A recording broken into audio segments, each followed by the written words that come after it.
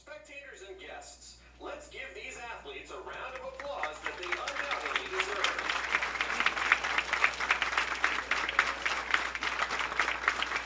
Athletes, please have a seat in the settee area.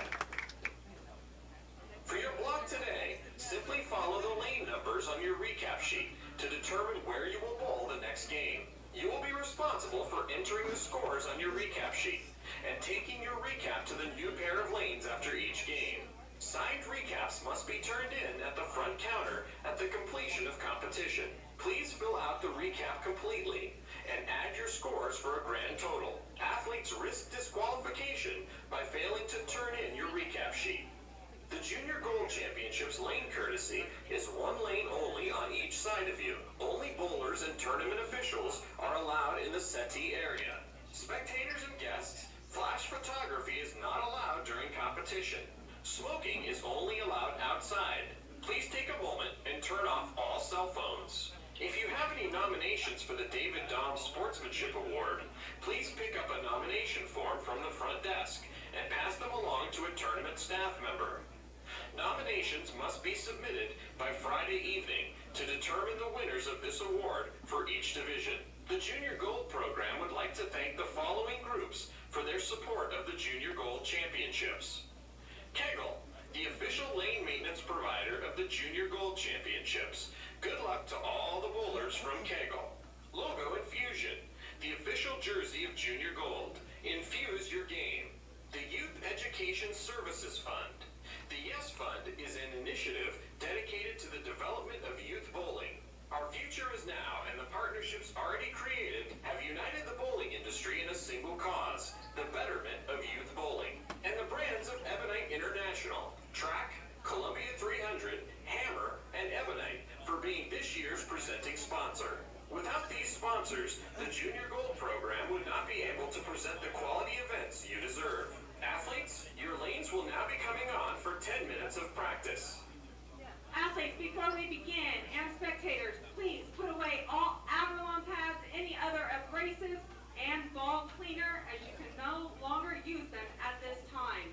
If you are found to be using them, that bowling ball will be taken out of play. Your lanes are now coming on for 10 minutes of warm-up.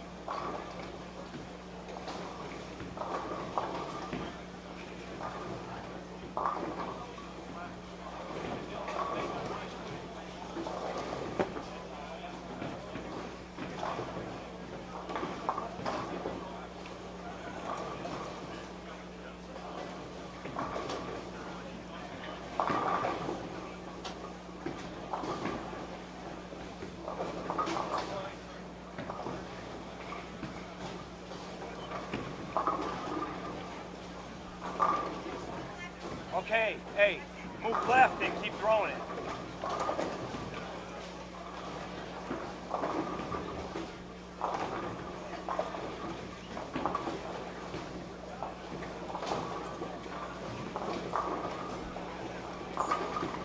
Athletes, please hold up on your warm-up. Hold up on your warm-up. No more deliveries at this time, please. As a reminder, athletes, you are responsible for writing your scores down at the conclusion of each game and turning in your recap sheet to the front counter upon completion. As a courtesy to the other competitors, as you finish your game and move lanes, please allow the pair you are moving to time to complete their game before going into the bowler's area. As a courtesy to your other competitors, please take your equipment from pair to pair. Take your bowling equipment from pair to pair to allow the other athletes coming to that pair a space to leave their equipment. Gentlemen, you will be using lanes 1 through 32. Please follow your recap sheet, lanes 1 through 32. Ladies, you will be using lanes 33 through 58. Please follow your recap, what it states on your recap of the pair that you need to move to. Spectators, please do not block the entrance to the bowler's area with bags or chairs, as our volunteers and staff need to move freely and quickly if a problem should arise. And also, again, one more reminder that no flash photography is allowed during competition. All right, ladies and gentlemen, let's give these fine athletes a round of applause as they begin their dance-around competition. Bowlers, press the red key on your console, and those arrows come up. You may begin your tournament play. Good luck, everyone.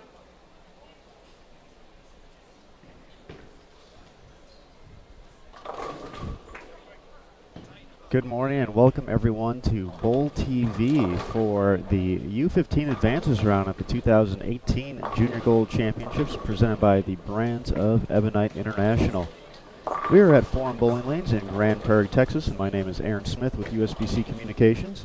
We appreciate everyone for hanging tight with us here as we got off to a little bit of a late start, but we are ready to get a step closer to match play, as well as get a little bit closer to knowing who's going to be making it to CBS Sports Network for the finals here in the U15 boys division. We also have the U15 girls competing here at Forum, unfortunately with a late schedule change. We did not get the young ladies here for this round, but we will have them the rest of the way out. So it'll be boys and girls for the final advances round and match play here on Bowl TV, but for our first 5 games, just going to be the guys.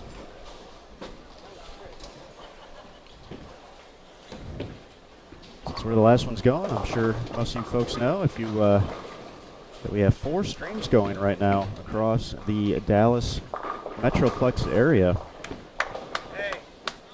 Matt Canizaro, who's over at AMF Spare Time Lanes in Arlington, not too far away from here, with the U12 boys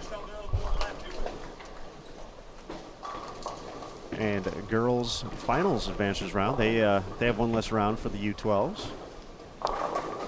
Jason Thomas is over at AMF Richardson for the under 20 girls advances round, and Emil Williams Jr. over at USA Bowl, taking care of streaming the U20 boys advancers round. So if you're unfamiliar with a Junior Gold, this is the premier youth event for USBC youth members. Players have to qualify to earn a spot, and this year a record field, more than 3,800 young athletes made their way to Dallas to start competition in the 3 age-based divisions, U12, U15, and U20 in boys and girls divisions. Specifically here for the U15 boys, we started with 672 players. And after 4 days of qualifying, 4 days apiece at 4 different centers, 16 games total, the top at 96 plus any ties for that 96 spot would advance to this morning's round. As far as that 96th spot went, we didn't have any ties, so Andrew Martin of Covington, Washington ended up earning the final spot with a 16-game total of 29.73. So averaging right around 185 is the number it took in the U15 boys division to advance. On top of the standings, pretty close for those first 3 spots. Just 4 pins separate the top 3 players. But leading the way, a past junior gold champion in the U12 division, Spencer Robarge from Springfield, Missouri. He won the U12 division in 2015 in the greater Chicagoland area. He was the overall leader for the U15 boys, 34-44 for his 16 games, finishing at an average of 215.25. Just behind him is the 2-time defending champion in the boys U15 division, just 2 pins behind for 16 games, Solomon Salama of Beverly Hills, California. Solomon also part of the junior Team USA developmental program, as is Spencer.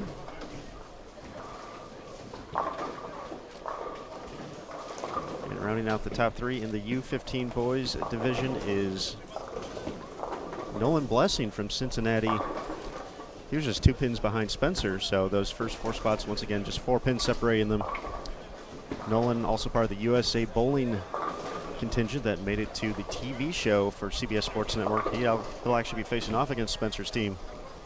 They'll also be taped for future broadcast on CBS Sports Network. But as we settle in, game 1 of 5, everyone get comfortable as we watch the top U15 boys in the country compete to move on to the next level. Thanks again for stopping by.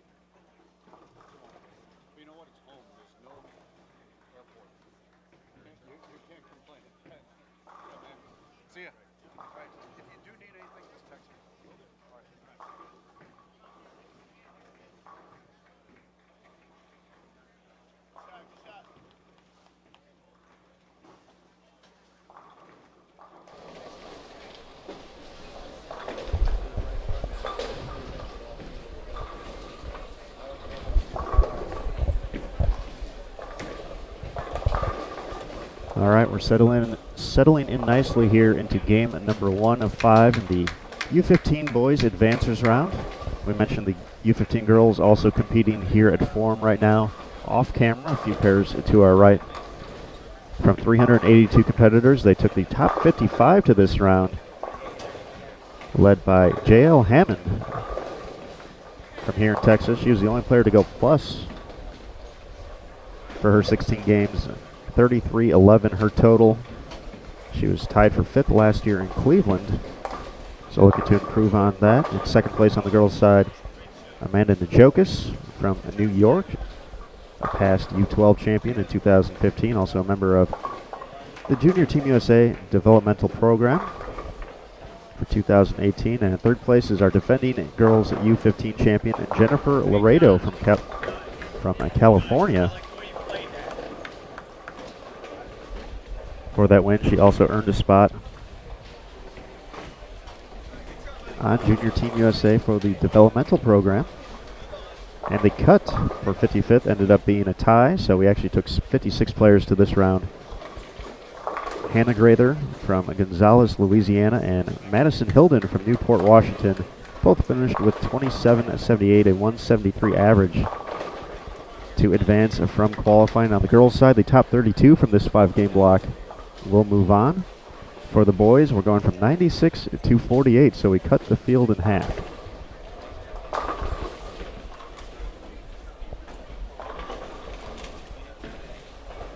Let's take this opportunity to meet a few of our players, and up now on lane 28 is Logan Harvey, attacking the lanes from the outside. Pretty good shot there. 10-pin doesn't cooperate. Dylan Bullazon up on 29, working on 4 in a row. Also playing pretty direct. Let's make it 5, Dylan. That's Matthew Reed over there on 27.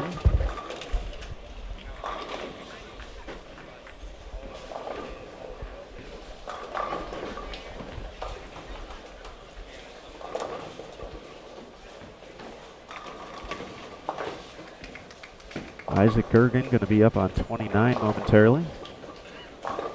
See his father, Bo, Eagle winner at the USBC Open Championships. Looking on and rooting on. That is Zach Bogholtz up on 28 and Tyler Lasecki on 30. Isaac now up on 29, all set to go. Coming from the left side, from way downtown.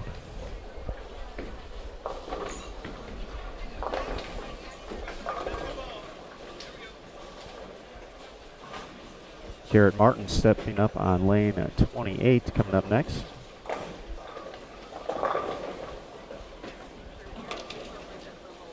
Got a two-hander, wheeling and dealing. Find some trouble there in the 7th frame. That is Brandon Whitney up on 29 now. Looking for 3 in a row.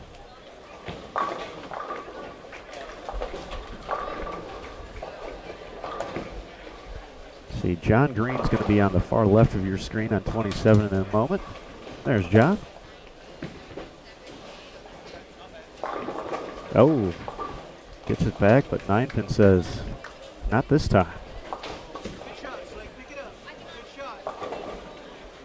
John has had a little bit of trouble with the past few single pins, so he's looking to get that going the correct way.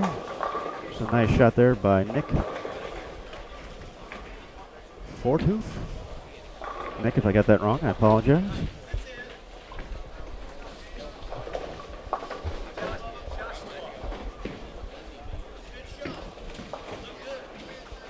Up on 28 is CJ Petrin. Gonna make the delivery.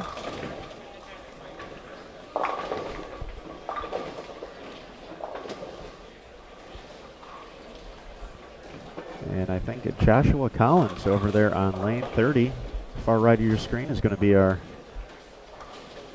12th and final bowler. I think I covered everyone else.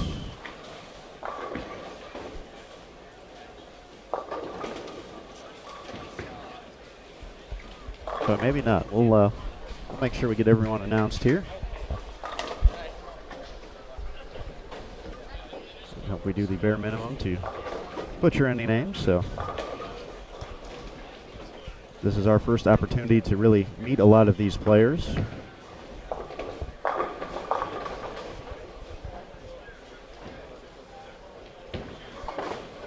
But when you keep performing well, you get to get familiar with the names, with the forms, the styles.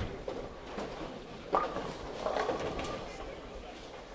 this may be the first time we get to see a future PBA champion here. You never know.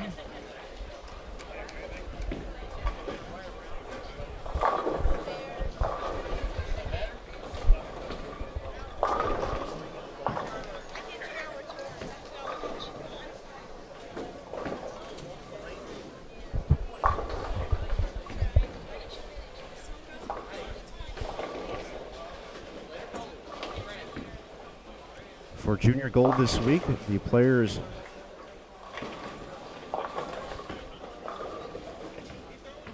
were not given any of the lane pattern information, so they got to practice at each of the houses they would be attending for qualifying. And from that information, they were able to basically develop a game plan.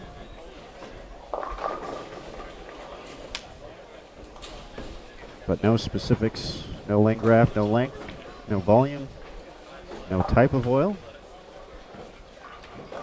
We can just tell you that Kegel is the official lane maintenance provider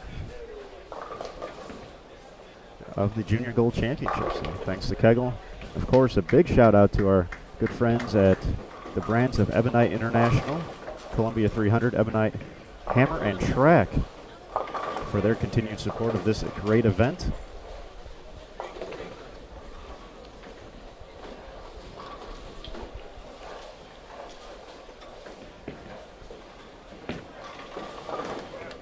They've been having some of their staff players at all 8 of the centers, or at least at every center I was at. I saw one of their staff players making their way around, available for questions, autographs.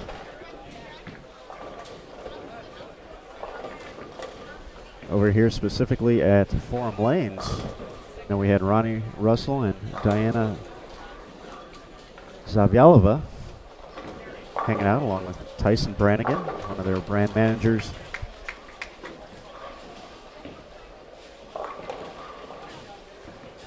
They're actually set up with, had some beanbags going, had some of the big time Jenga matches. Just hanging out, chilling, enjoying the show.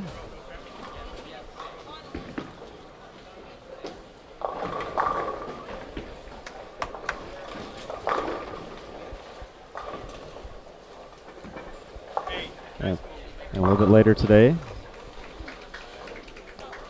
we'll be joining, or we'll have one of the EBI staffers joining us here on Bowl TV, bringing you some of the action.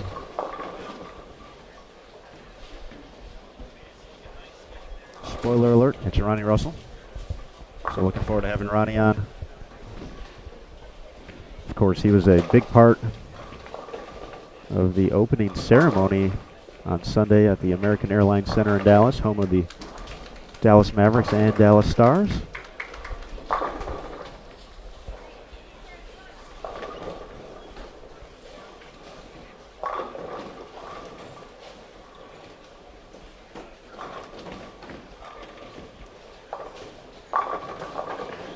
Performed on stage with Marissa Thomas.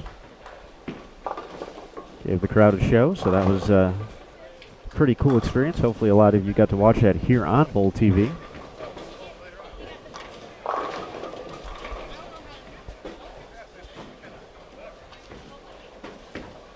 Start of a nice long week here in the Metroplex. 8 centers in play for qualifying.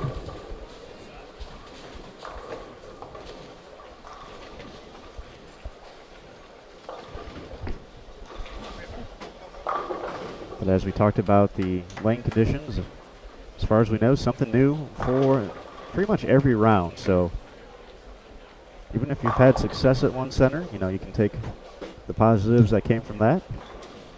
Maybe some lane characteristics that you saw along the way, but as far as we know, the pattern's going to be a little bit different every time out.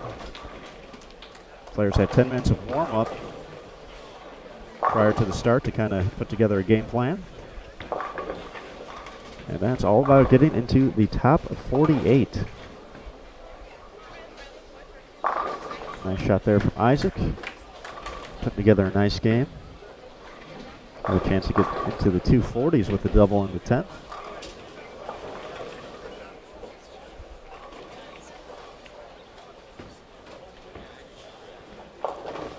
So as we mentioned, after this round, the top 48 boys will advance in the U15 division, along with the top 32 girls. Then we will have one more final advancers round, which also will consist of 5 games.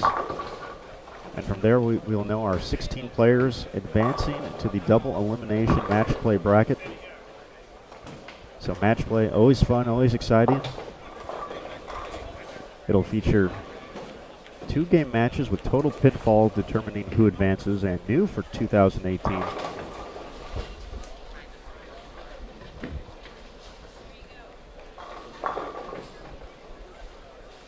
We will take 3 players instead of just 2 to the TV finals, which will be taped on Saturday and run on CBS let's try that again. CBS Sports Network throughout the course of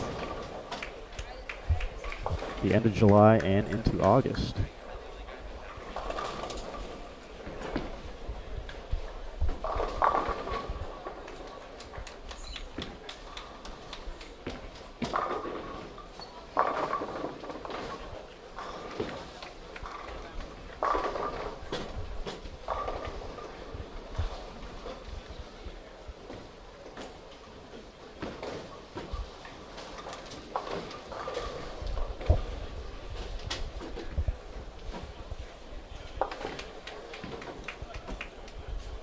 So heading into this round, let's take a quick look at the top 48. So it looks like John Nunn was 48th at minus 135. So it took 228 to make it. So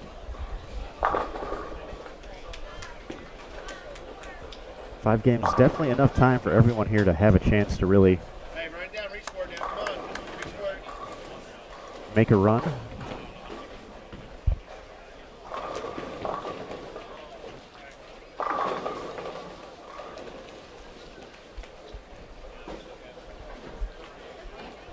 So for those players a little bit further back in the standings, a good start. Could go a long way to a nice round.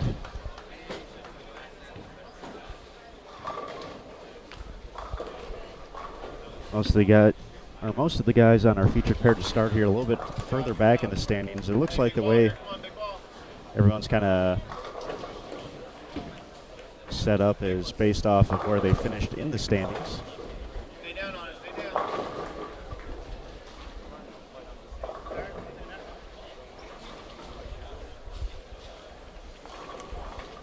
So for Isaac, although his string of strikes stopped there to kick off the 10th, still getting to the 220s. He was in 82nd place, minus 208, so going to be on the right side of 200 after game 1 here, so slowly cutting away at the deficit.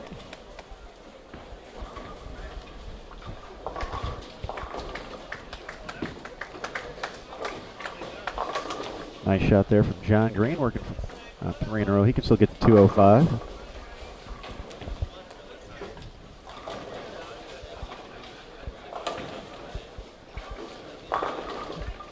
Zach finishes up with all 3 in the 10th for 207. Have to apologize on one of the names. It appears it cuts off on the score if it's a little bit too long, so it was actually Nick Fordhofer from Lake Placid, Florida. Sorry, I got that wrong the first time, Nick.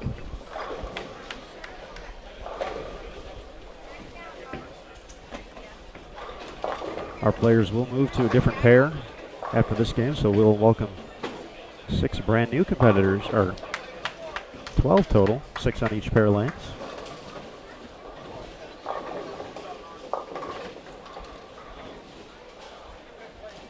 So 222 for Isaac. Nice start.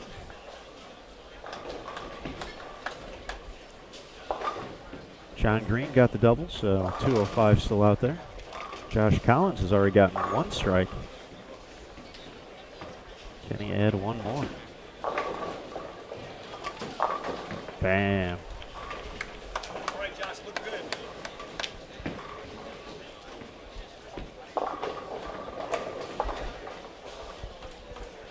All right, 203 for John. Garrett over on 27. Fill ball left. You get to 192. That 10-pin. Stubborn. From Brandon over on 30. We can cover it up though. Still get to 180.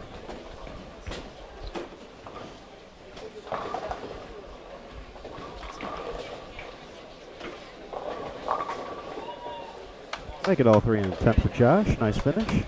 194. Hey, good start. Good start. Logan with the big backswing. Tripped that 4.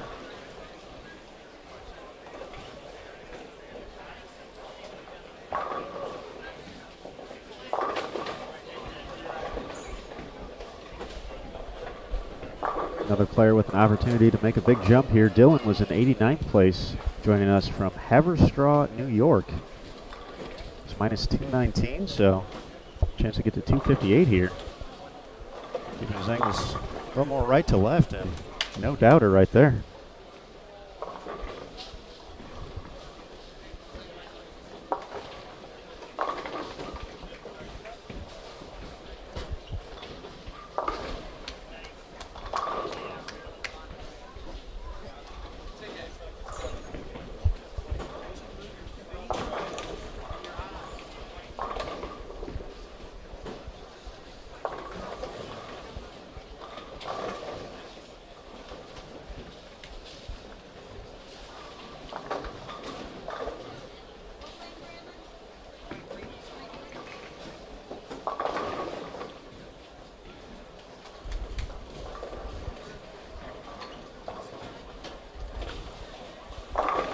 .52 finish for CJ. Logan's going to get to 170. Dylan's going to be in the 240s, so nice start. Slowly making his way up the leaderboard. And Tyler will have the opportunity to finish things up here. Working on a double. Attacking the lanes, 2 hands. Pins have no chance. I have a 268 to the right of us. Let's see who that was.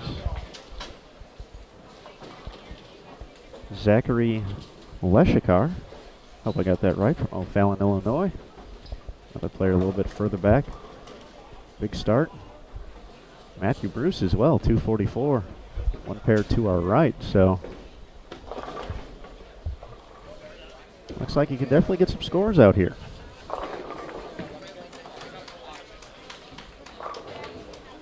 On mystery pattern, day 5.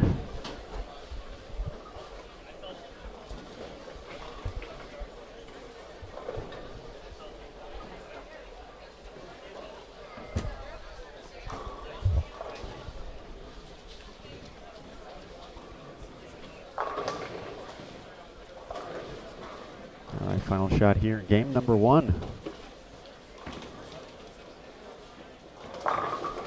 Nice 10th frame there for Tyler. Gonna finish with 194, so bouncing back last 5 after some early miscues. That's gonna do it. We're gonna transition to game 2 as quickly as as soon as we have our fellow competitors. It looks like most folks are done over here, so it shouldn't be too much longer, but 1 down, 4 more to go here. U15 boys advances round at the 2018 Junior Gold Championships, presented by the Brands of Ebonite International. We are at Foreign Bowling Lanes in Grand Prairie, Texas. I'm Aaron Smith with USBC Communications. And just a reminder, we have 4 live streams going at the moment, or hopefully all 4 going. U12 boys and girls over at AMF Spare Time. U20 girls at AMF Richardson, and U20 boys over at USA Bowl. Emil Williams Jr., Jason Thomas, and Matt Cannizzaro on the calls. So if you go to Bowl TV, our main page here on YouTube, you can select which one you would like to watch right now, depending on who you're following. But when you think about it, 4 live streams at once across the Metroplex, all these great young athletes, tough to bring that all together, so we would appreciate a thumbs up right below the screen there if you like what you're seeing, so we can do more of this in the future. And of course, please subscribe if you haven't done so already to the Sport of Bowling USBC here on YouTube. Of course, our social media channels, Sport of Bowling USBC on Facebook, at USBC on Twitter, at US Bowling Congress on Instagram. Check them out. Of course, we'll have a recap of the day on bowl.com later this evening. We'll know our finalists in the U12 division. We'll get a few rounds of match play in the books here in U15 and U20. So while we wait for our competitors, everyone hang tight. Game 2 coming up next here. Under 15 boys advances round 2018 Junior Gold.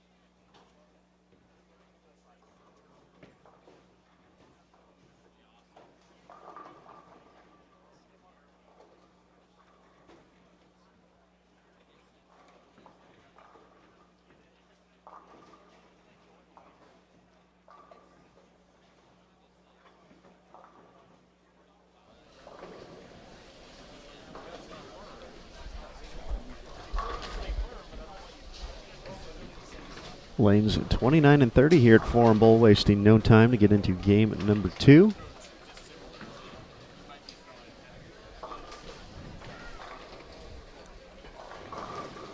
And it looks like we're catching many of the top qualifiers through the first 4 rounds now here in game number 2. So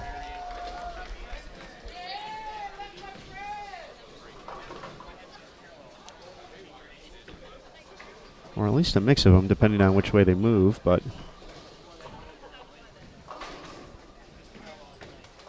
our players on lane 30 at the moment, Nick Verano, Jordan Malott, and our 2017 U12 Junior Gold Champion, Brandon Bone, were 7th, 8th, and 9th in the standings after qualifying. And we have actually our top 3 players on 28, Spencer Robarge, two-time defending champion Solomon Salama and Nolan Blessing.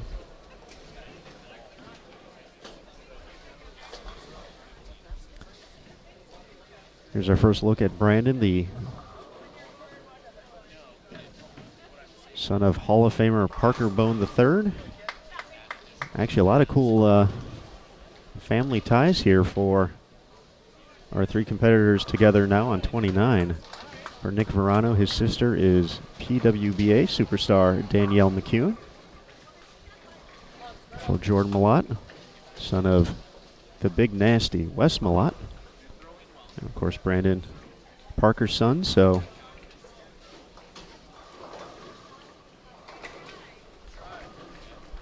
some cool connections there. Going to be joined by Riley Selmer. Riley delivers the early double. David Schaberg.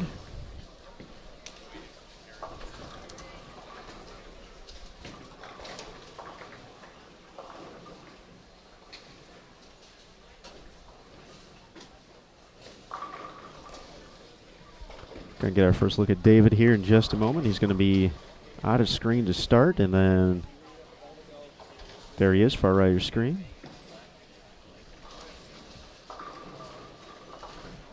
Leaves just the 4-pin there.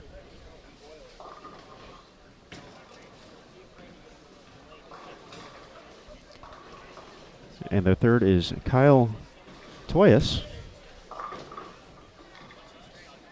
A past U12 USA Bowling champion. The inaugural USA Bowling National Championships in 2016, part of the Indiana All-Stars.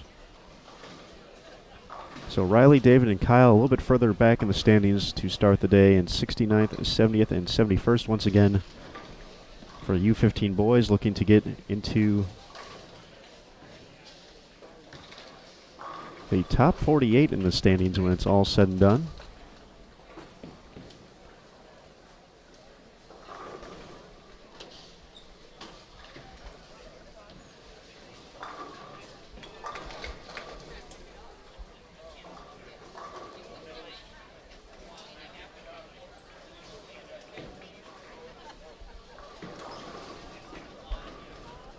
Still waiting for our competitors on 27 and 28. Looks like one or two of them are here, so it's just a matter of the other pair making their way over.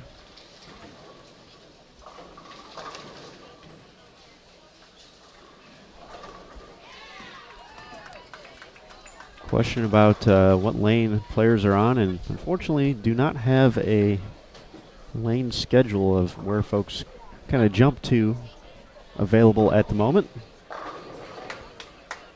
I do see Alex at the moment, though, so runner-up U12 in 2014 here at Junior Gold. Very first U12 championships was in Buffalo, and he's, I want to say, about 19 and 20-ish based off of where we're located at. So he's just a few pairs to our left right now. Unfortunately, cannot see scoreboards that far away.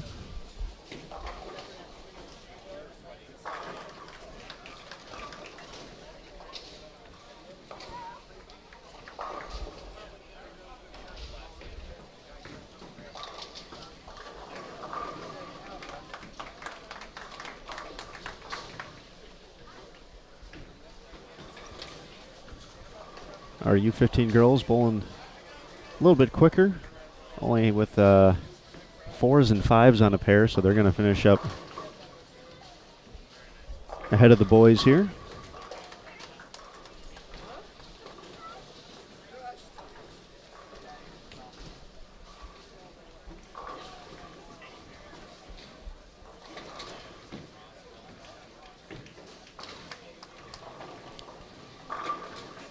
And yes, Lofo going to be making it to 27 and 28. Logan Fossum, along with Nick Blagojevich.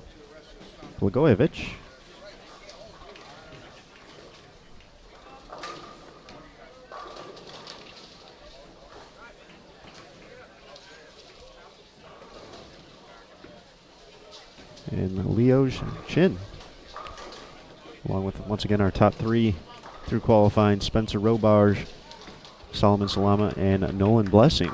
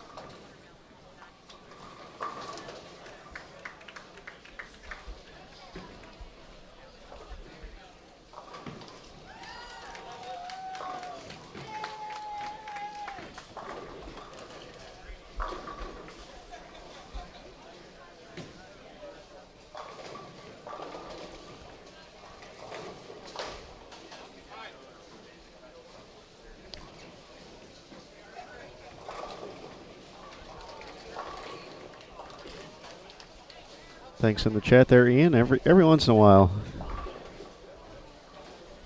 can get lucky and get a name right. So, fortunately, sometimes that doesn't go as well as I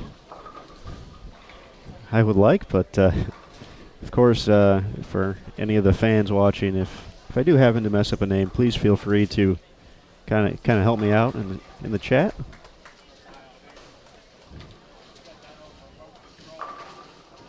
Kabang. Jordan Malott. What 710? Throwing pins around like his old man.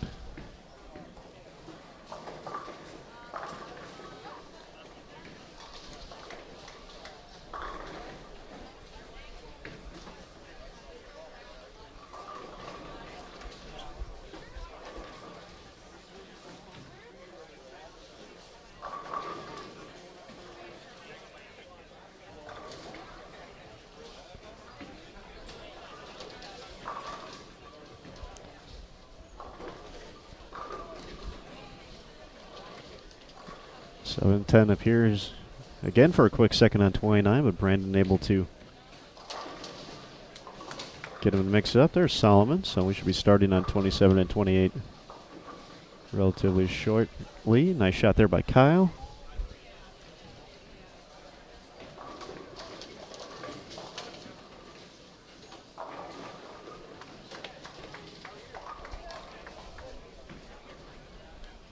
Once again, game 2 of 5 for this round. 96 players made it to this round on the boys U15 side from the 672 that started. So essentially 1 in 7.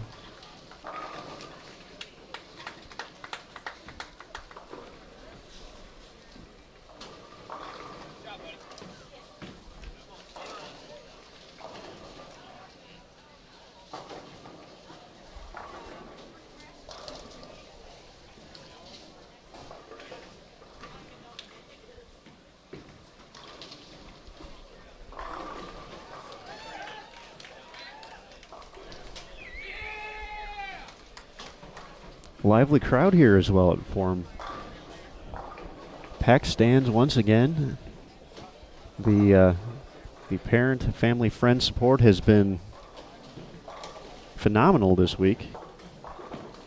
So a shout out to all the hardworking parents, making sure their kids can enjoy this experience.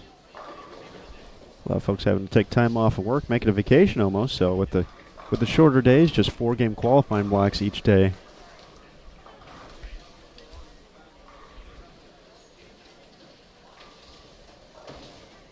Chance to explore the host city. Those pants.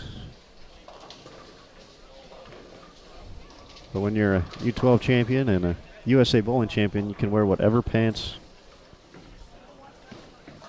you would like. The always expressive Spencer Robarge joins us now with his staple style, once again showing off.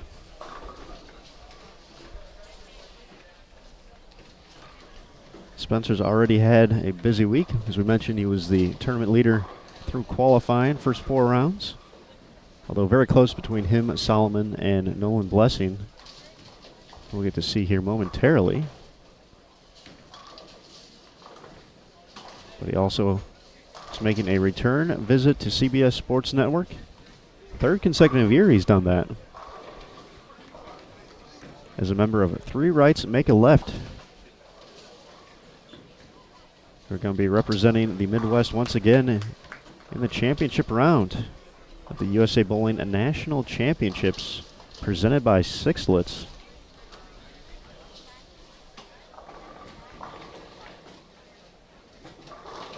Here's our first look at Nick. Now he's got a few fans in the chat room. Out of trouble with the 2-pin.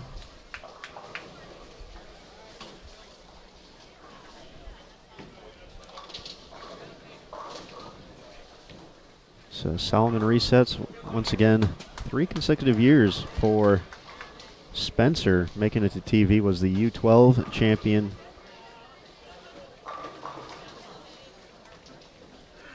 Oh, I might have missed a year there.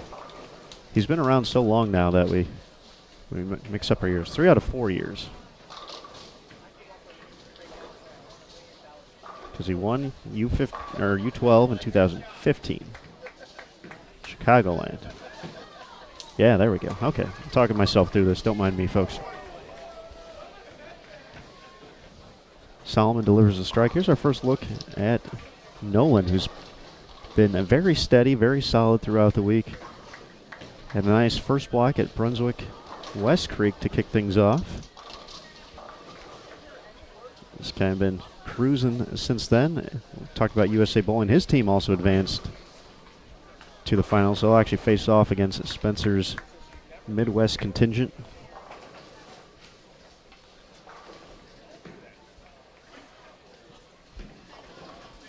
I believe their team name is the Ohio Storm.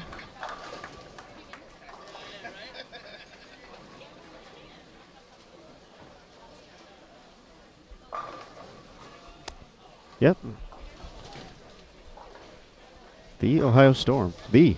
All capitals. Gotta make sure you get that right.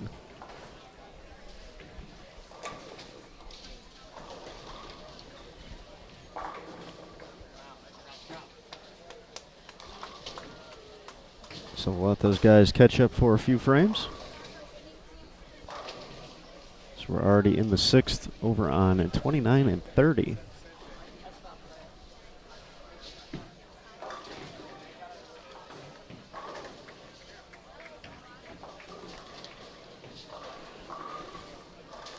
Riley staying clean after an early double.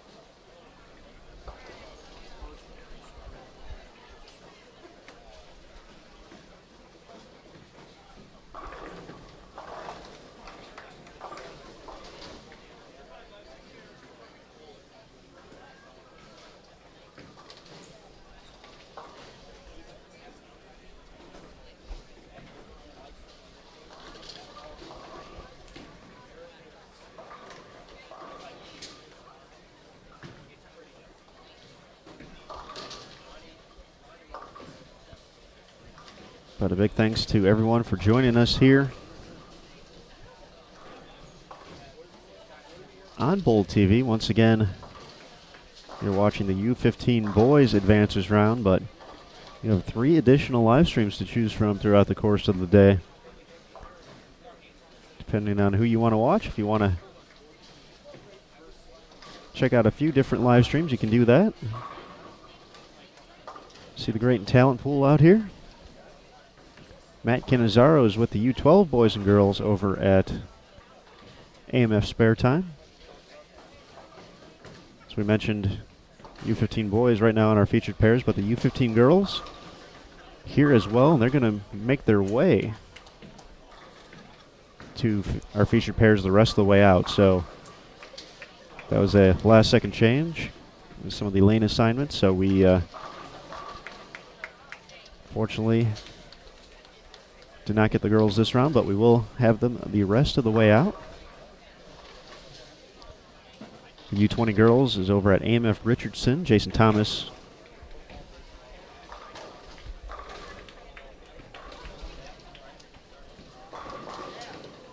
is partying over there, and then the U20 boys at USA Bowl in Dallas, and Emil Williams Jr. on the call. So if you go to our main page here on Bowl TV, you can select one of 4 live events at the moment. So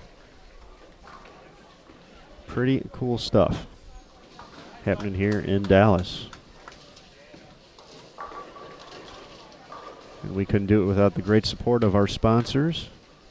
2018 Junior Gold Championships presented by the brands of Ebonite International. It's Ebonite, Columbia 300, Hammer, and a Track. Of course, Logo Infusion as well. The Yes Fund. Pepsi, Six Lits over at USA Bowling. Bowling.com, part of the Youth Open Championships presenting sponsor. GoBowling.com. We have the Dexter All-Americans revealed this week as well. And can't forget about Kegel, the official lane maintenance provider.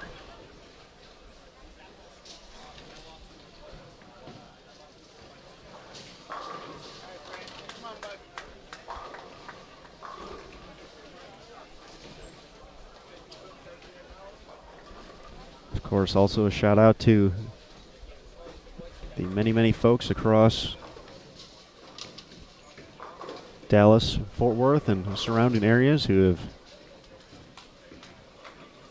volunteered to help out throughout the course of the week, get calls, make score corrections, anything tournament staff needed of them.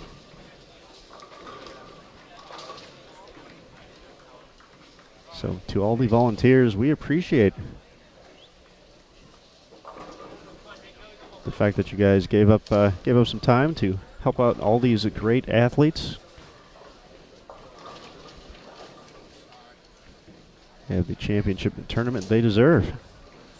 There's Solomon. Gets the hit, of course. He became the first player on the boys' side here at Junior Gold to successfully defend a title. He's one of 2 players on the boys' side with 2 career titles. Both of those moments took place in 2017. He joined Wesley Lowe Jr. as a 2-time champion.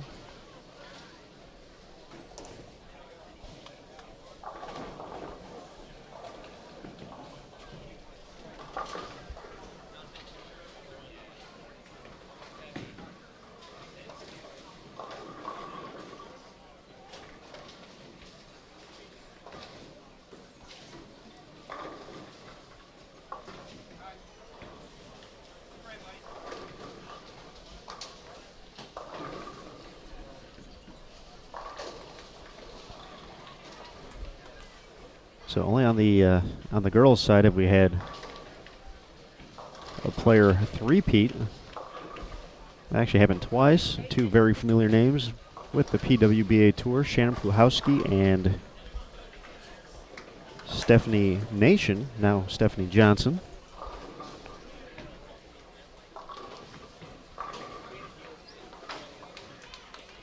Taking a look at the past results. Stephanie's streak was from 2003 to 2005. And for Shannon, she won in 1999, 2000, and 2001. This is the 21st year of the Junior Gold Championships. First one was in 1998. Back then it was just one division. We saw the introduction of the U15 in 2012. And then in 2014, U12 made its debut. Starting next year, a U17 division. So for some of these younger players like Spencer, who's already won in U12, or Brandon, ironically both bowling at the same time, they could potentially, by the time they get through the program, have won a U12, U15, U17, and U20 title.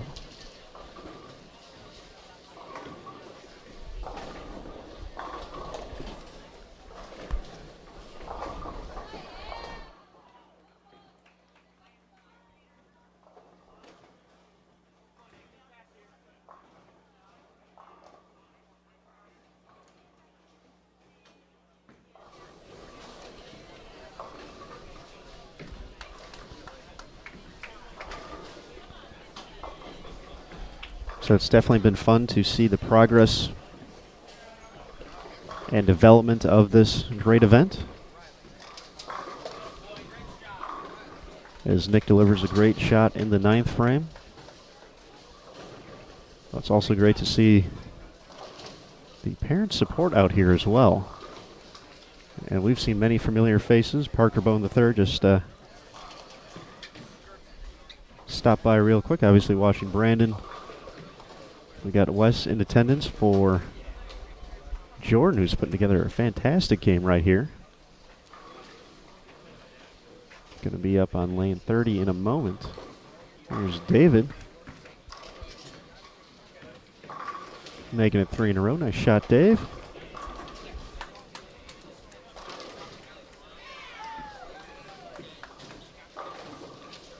Jordan. Those pins do not stand a chance.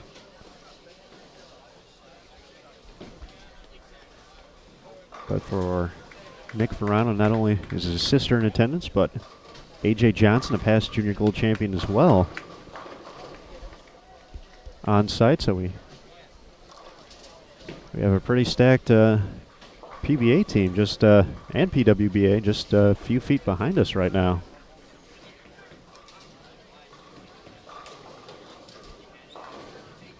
So pretty cool to see the next generation. Great shot there from Brandon.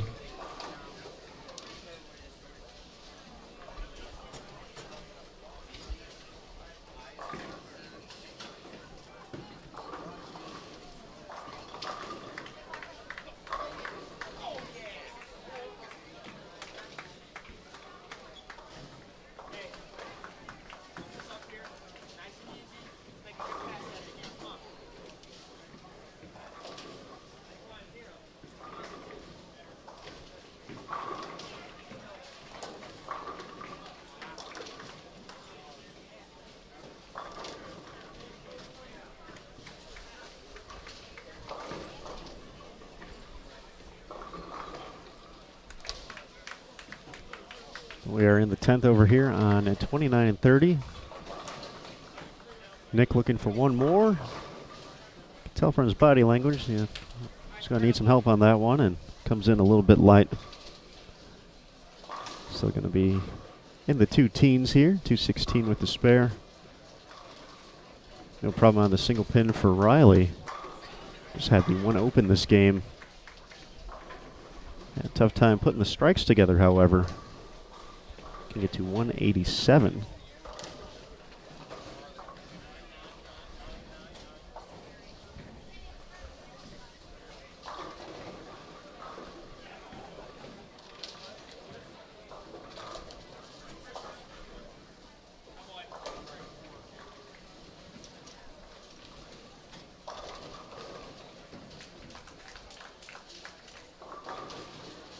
Just at the halfway point of game 2 on 27 and 28. It started up a little bit later.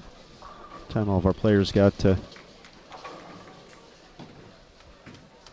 the featured pair.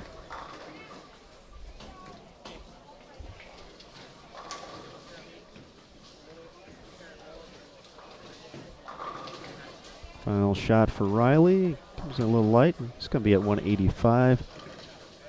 Jordan's got a chance at 259 here.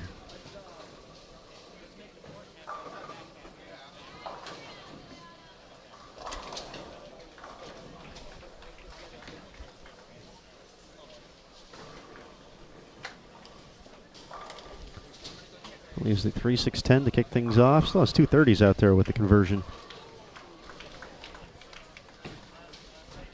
Seems like this pattern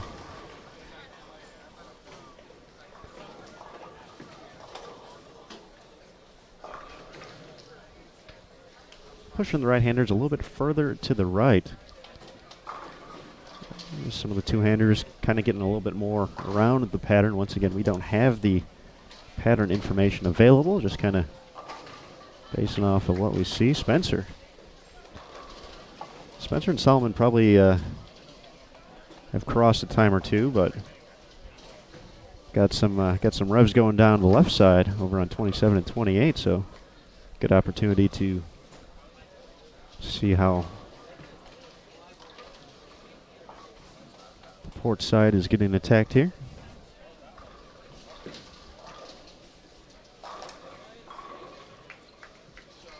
David with the spare. He can get to 217.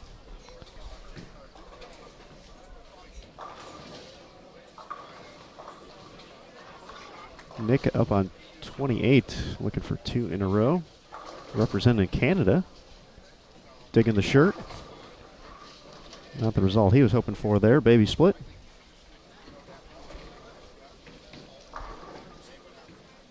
Here's David finishing up, looking to get to 217. And call it 216. Moving the right way.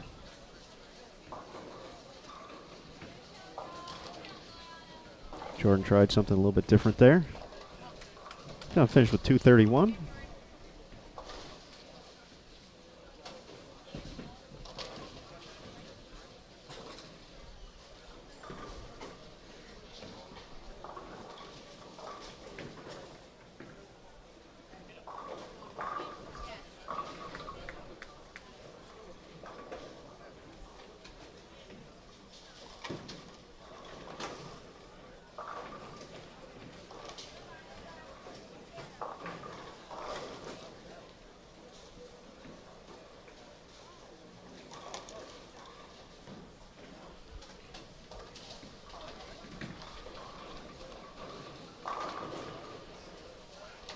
Once again, Nolan Blessing, a young man to keep an eye on over there. He just threw a great shot on 27.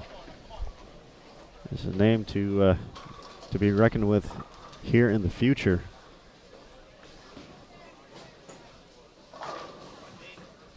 It's another look from the left side. Brandon going a little more direct. Has settled in after a few opens in the early going. Hit that 10-pin, Kyle. It's going to stand. Good place for 221.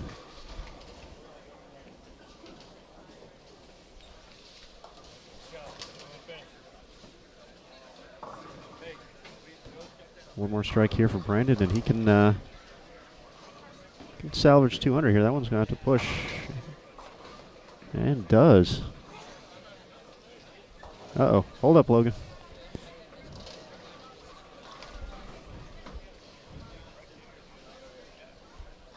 The sweep here at Forum. Playing tricks on Logan Fossum. He's unfazed, though. He'll step back. He'll do his thing.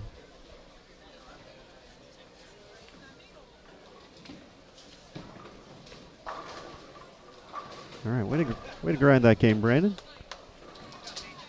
3 early opens, but worked it out. Strong finish to get to 203.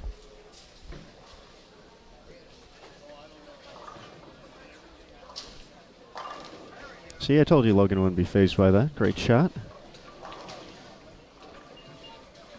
So some big scores here on 29 and 30 in game 2.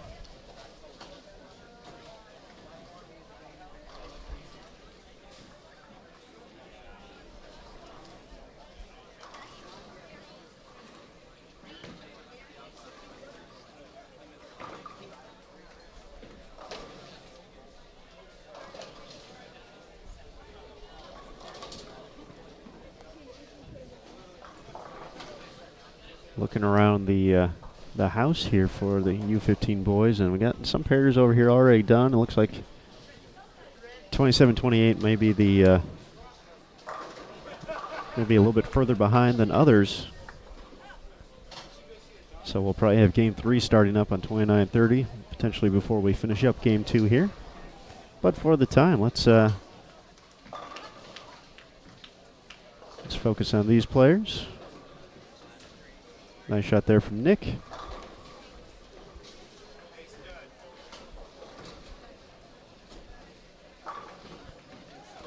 Here is the man to beat in the U15 boys division. Looking for the three-peat. Solomon mixes them up.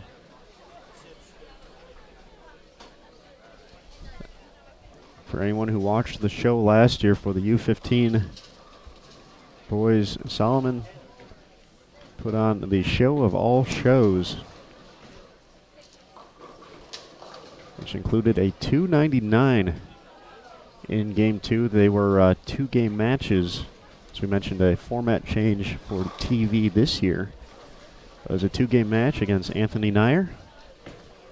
Both players looking to become 2-time champions. Nyer had won the inaugural U12 in 2014. And that day was just meant for Solomon. Got off to a strong start. Was in the 250s that first game, and then just kept striking and striking and striking. And before you know it, front 11 on CBS Sports Network. Great effort on the 12th shot, 7-pin. Would not tumble, but definitely one of the most memorable moments of 2017.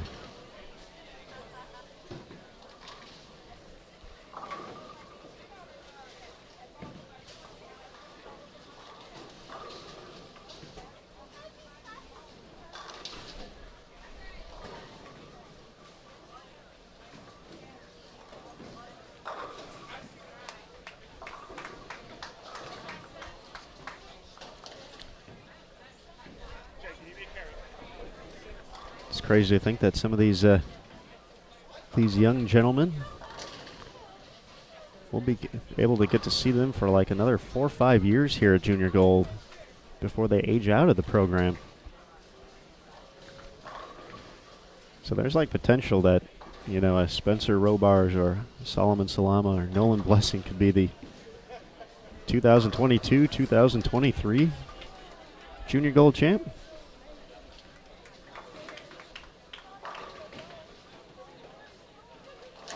All I know is they're making it look pretty easy right now.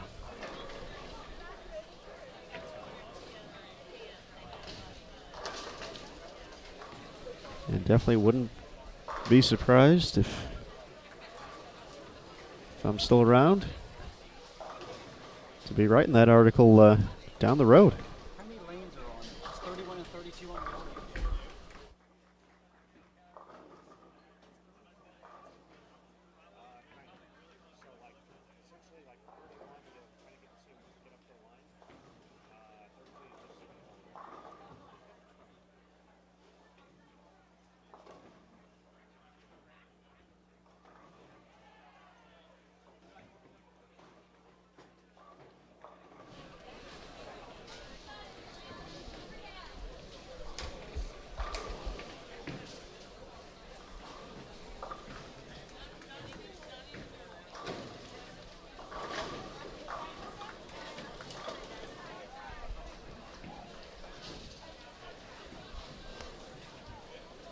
We definitely know a little something about our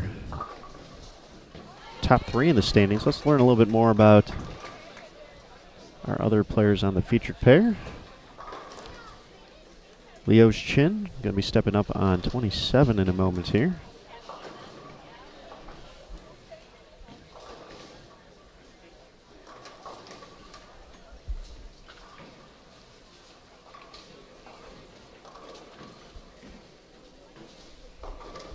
Joining us from Oak Tree Lanes as a favorite bowler of Scott Norton. High series of 700.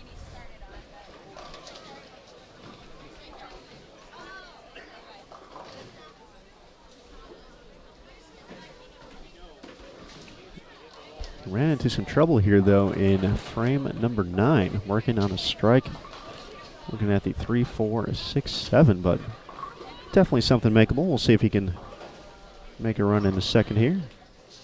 Spencer, straight and direct at the single pin. No problem.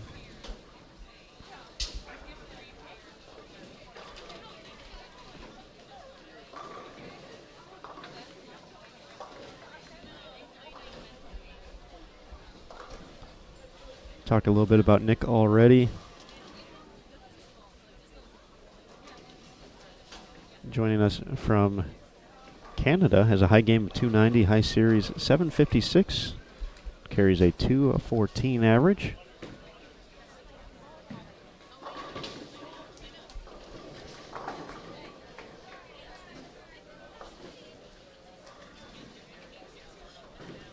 He's going to be looking for 3 in a row. There's Nick.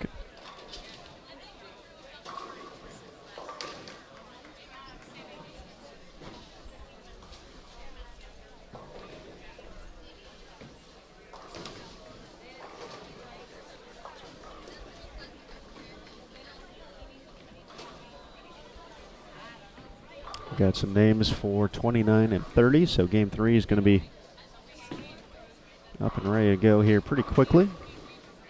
Nolan delivers the strike.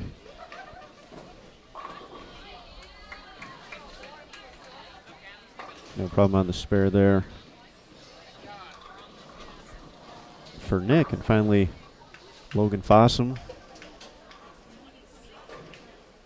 joining us from Stars and Strikes, Sandy Springs. It's his home center. Favorite bowler, E.J. Tackett. High game of 300.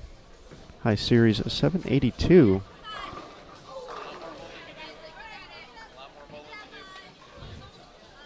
And a rude 8-pin to welcome Isaac Skallick to Bowl TV. Come on, lane 30.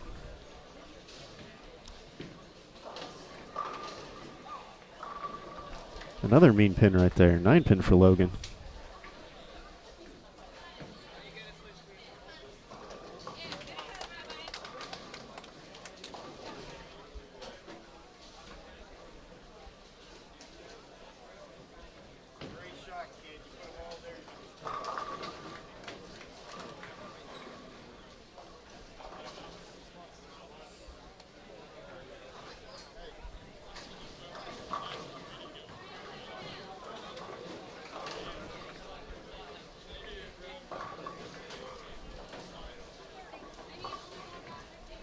So game 2 wrapping up on 27 and 28. Game 3 starting on 29 and 30. We'll finish up with 27 28. Let our young competitors on 29 and 30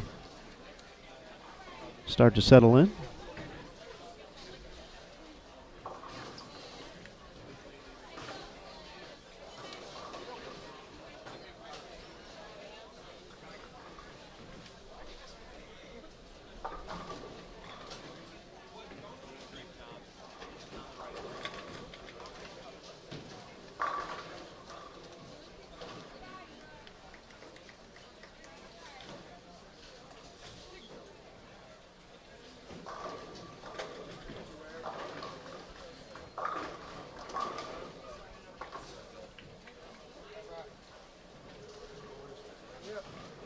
Christian with the correction. We're going off some bio forms that the athletes filled out. I'm not sure when they filled them out, but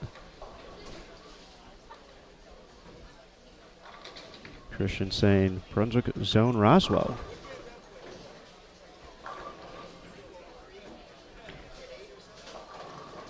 for Logan Fossum.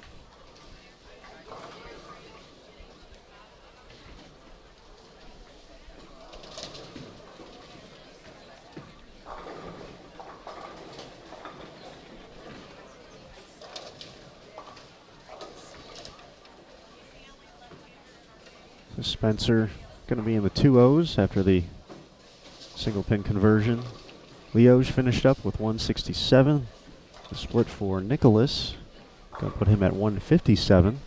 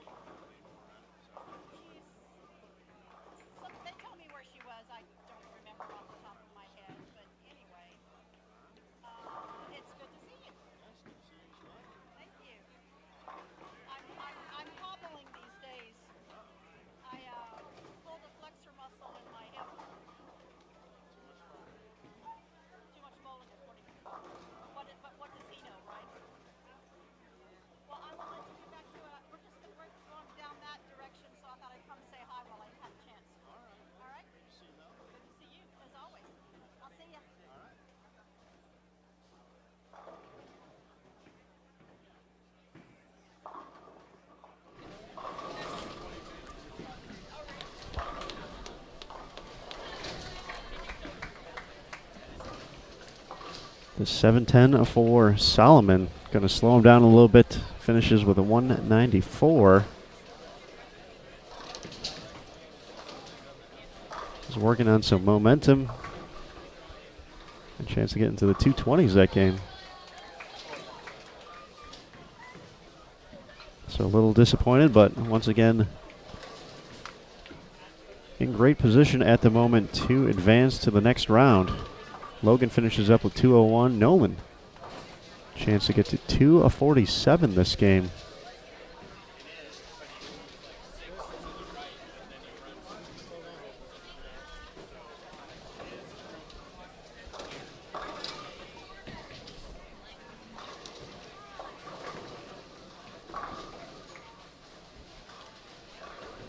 Once again, end of game 2 on 27 and 28 to your left.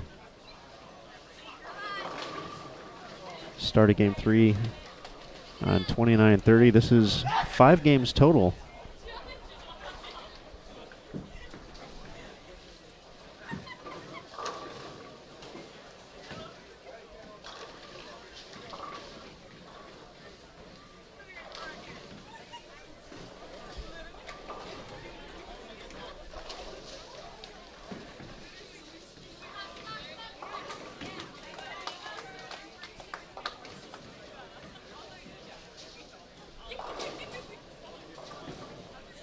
No problem on the spare for Nolan. He's going to have a clean game here.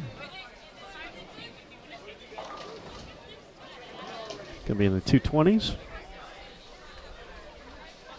Once again, just 4 pins separated the top 3 spots in the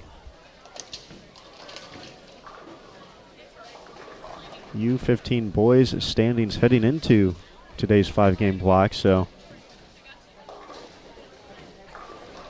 in a situation like that, that could potentially swing Nolan from 3rd on the block to 1st.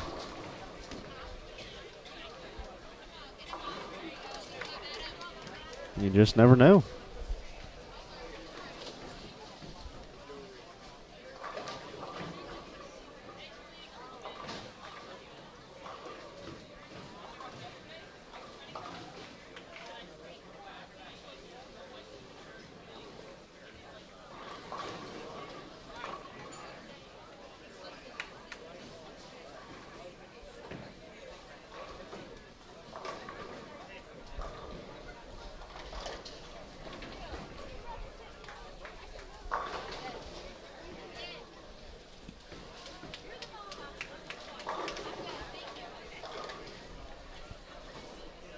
right, we are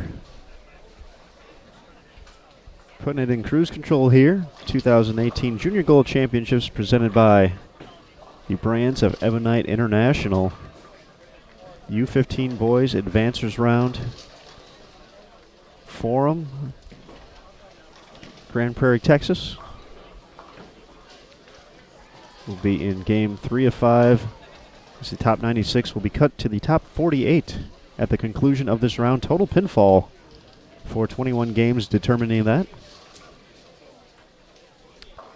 Each competitor bowled 4 qualifying games at 4 different houses over the course of the last 4 days, with their total pinfall determining who made it to today's round.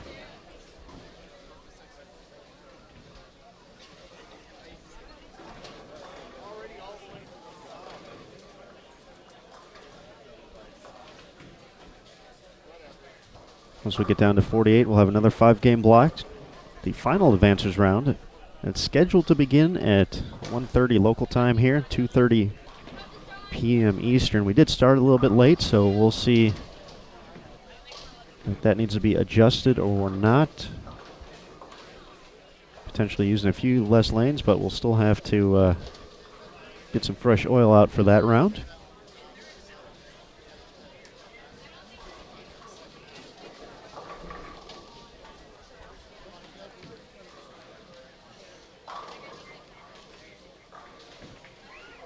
Then for the final advances round, the top 48 after 5 games, 26 games total, it'll come down to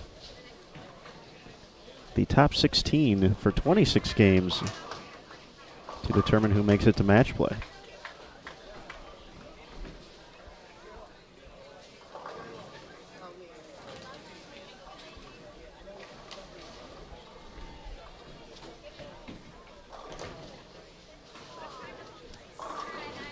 Since we have both pairs in game 3, everyone hang tight. We'll meet our players in just a moment. But sit back, enjoy some of the top 15 and under competitors across the United States and even the world this week here in the greater Dallas area. As we get closer to making it the top of 48. We'll be right back here on Bowl TV. Game 3 underway.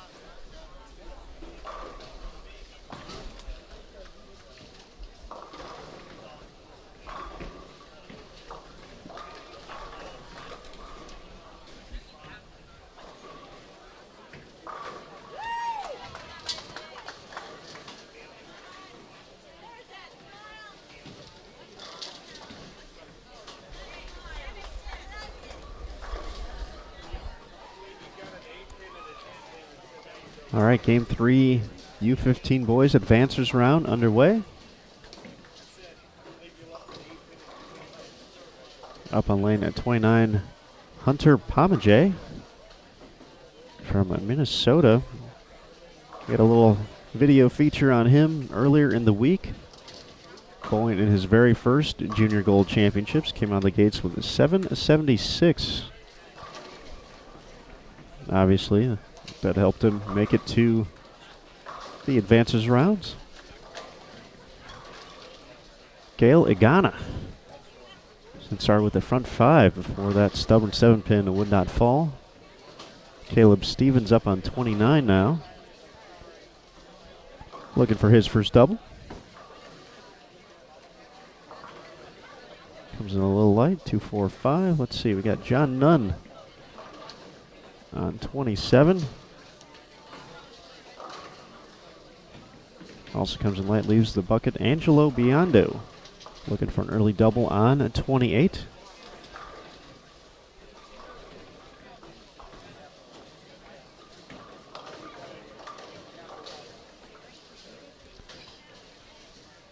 Looks like Brandon Campbell is going to be up on lane at number 30, far right of your screen.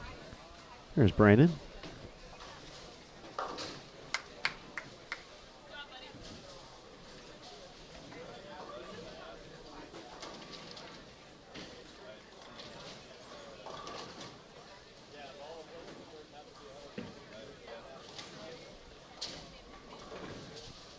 Let's see, who else can we meet here? Cameron Hurwitz, the runner-up in the U12 division in 2015. Brandon has delivered his strike. That's Adam Goldhofer on 29. Heading up there, leaving the 10-pin. But Cameron is up on, you can see him far left of your screen on 27. He's had a nice trip here already, shooting a 300 at the Bowling.com Youth Open Championships being held at Cityview Lanes in Fort Worth. It's going to gain some speed as it gets up to the line. Got some trouble there with the Greek Church. This is Elijah Chin on 28. I keep missing Isaac there, but he keeps striking, so we'll catch up with him next time he comes up.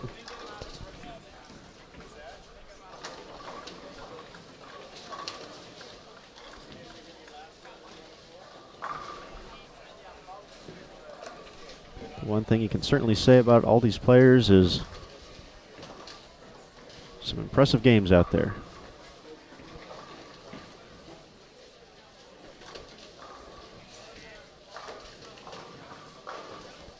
A lot of that has to do with all the great coaching available nowadays. Of course, high school bowling growing bigger and bigger. These kids get more involved, wanting to compete on tougher shots, learn more about the game. So for coaches, they're finding new ways to provide these players the opportunities to learn more. Nice shot there from Parker Hoyt. We have Gavin Holter up on 27.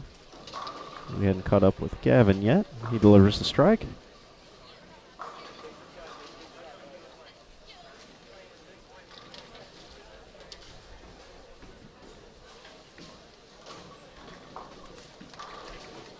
All right, here's Isaac. Isaac Skalak.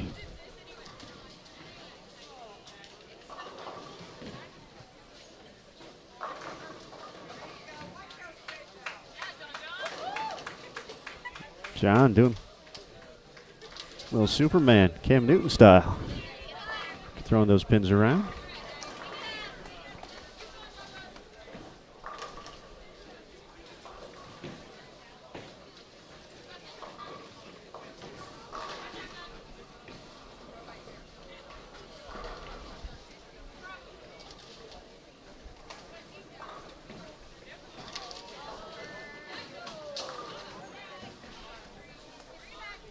So I believe that's our 12 competitors here in Game 3.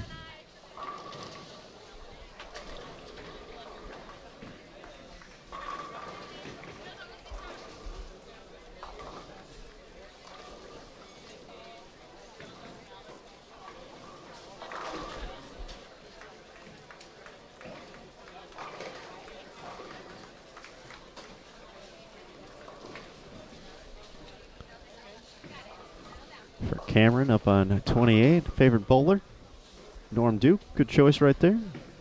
We mentioned already has a 300 this week, competing at the Youth Open Championships. Has a high series of 799.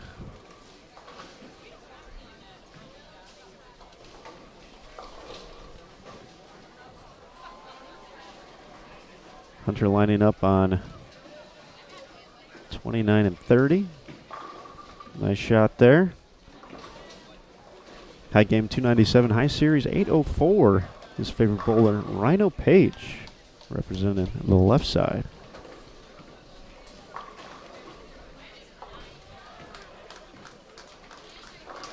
Gavin Holter, favorite bowler, Jason Belmonte.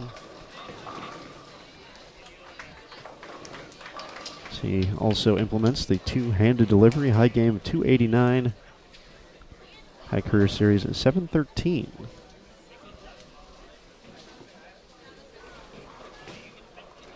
Caleb Stevens, favorite bowler, Walter Ray Williams Jr. High game of 300, high series 768. He delivers a strike there on 29.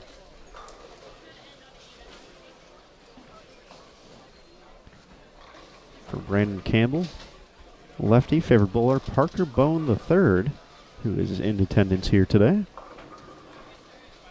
High game 290, high series 745. He's looking to put together a big number here.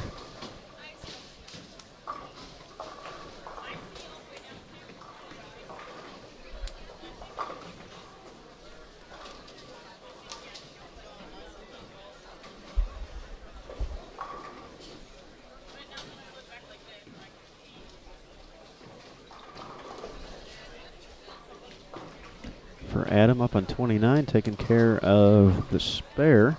Also a Jason Belmonte fan. High game 279, high series 781.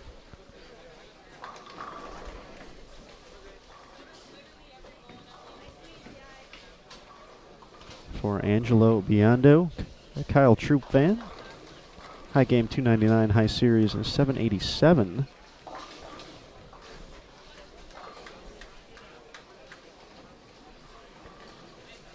See for Gale, favorite bowler Chris Barnes.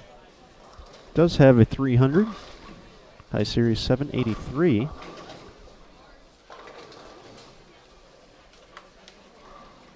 John Nunn, 278 high game. High series 710. If he keeps kicking all those 710s around like that, he's going to have a series way higher than that soon.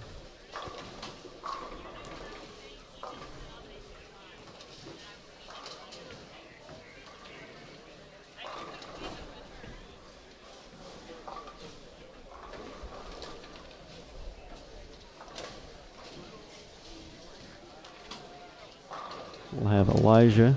You can see him there, the orange shirt, stepping up in a moment on 28. Favorite bowler, Ryan Simonelli. High game 298, high series 814.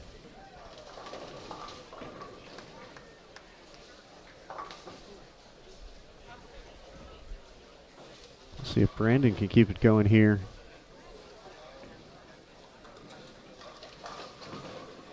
And lane 29. Gets that 7-pin to kick out. Nice shot. Going to have a chance to shoot 267 this game.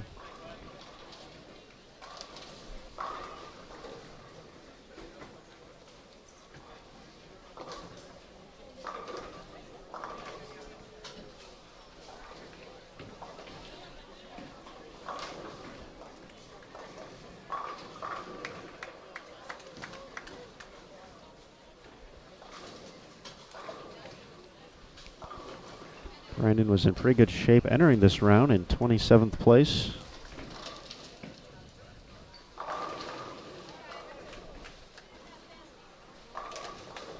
A nice 260 here in this 5-game block would definitely be a nice boost.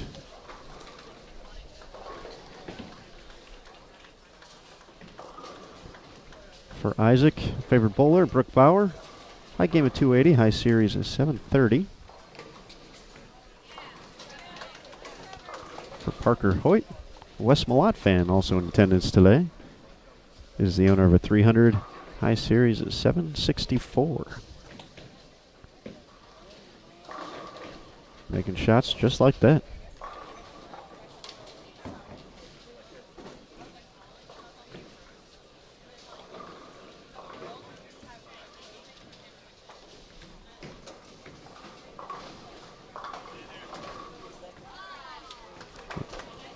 So once again, all the players fill out these bio forms, and we were given their answers. Tough break there for Adam to kick off the 10th. And you never like to see that when you get to the 1-3.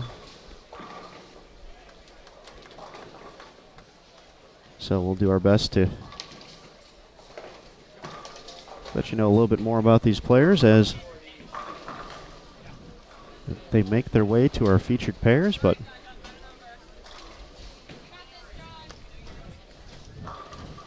right now, 10th frame.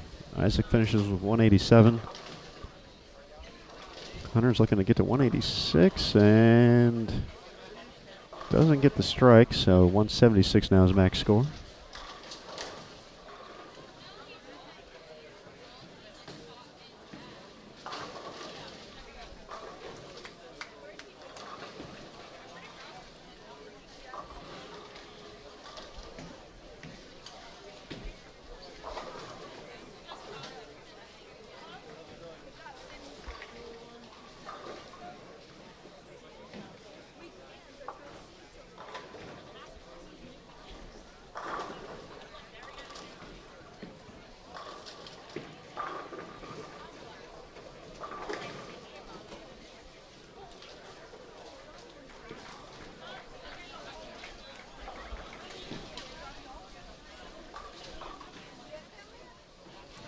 Hunter takes care of the spare.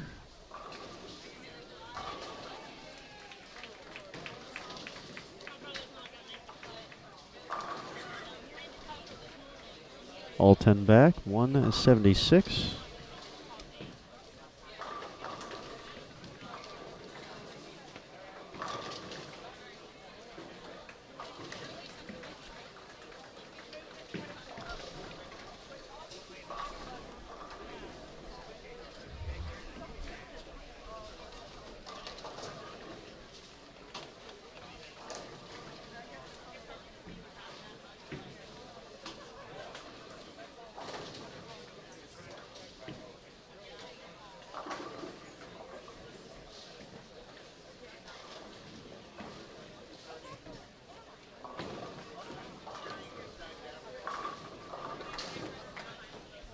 Great shot there for Caleb to kick off his 10th frame. He can get to 174.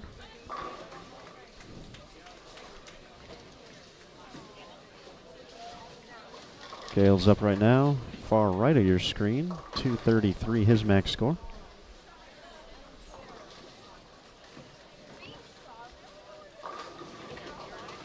Making them dance.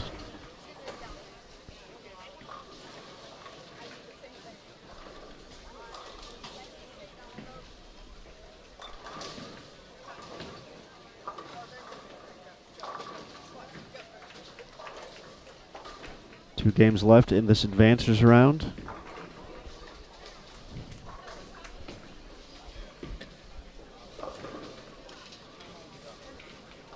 Before we cut to the top 48 players, once again we started with 672 in the boys division at the start of the week, down to 96 for this round. And once again, have to say goodbye to a few players, but making that top cut, or that first cut I should say, I know for many is the goal you start with essentially. Most folks don't walk into this event planning on winning the first year or first few years. But you just want to be able to make the cut, kind of prove to yourself that I know I can be consistent over the course of a few days on a few different challenging patterns at a few different houses. Make some good shots along the way, cover your spares, and Put yourself in position and to advance. 233. Nice finish there. We'll see if Brandon can keep it going.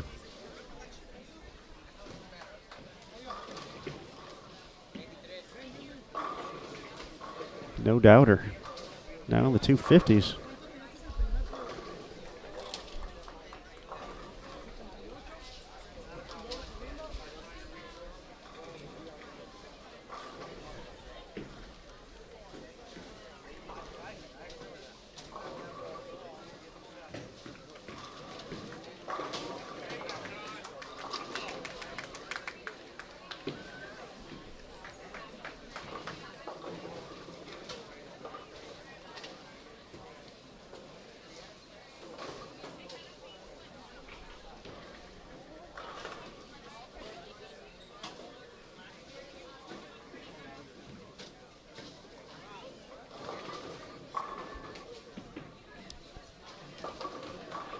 String of strikes ends, but for Brandon Campbell, gonna have a big 250 game here.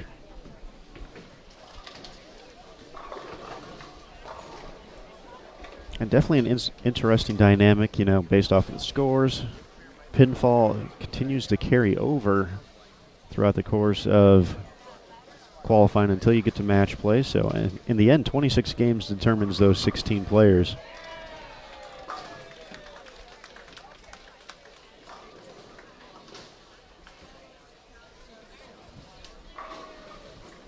Sometimes you, like we said, you just want to move on to that next level one at a time, and in a 5-game sprint at this point, you know, a nice game like a 253 can really set you up for that. Takes a little bit of the pressure off the final few games. Just got to kind of stay within your game, and you know, maybe this is an opportunity to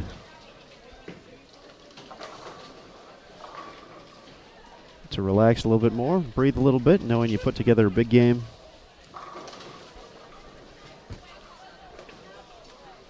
Potentially it was a ball change, maybe something different with how you're attacking the pattern, and you know, the excitement level is definitely going to increase, knowing, hey, got a look all of a sudden. It's go time here. Let's get some pins. You know, essentially this is my pattern to put up a big score, move up in the standings.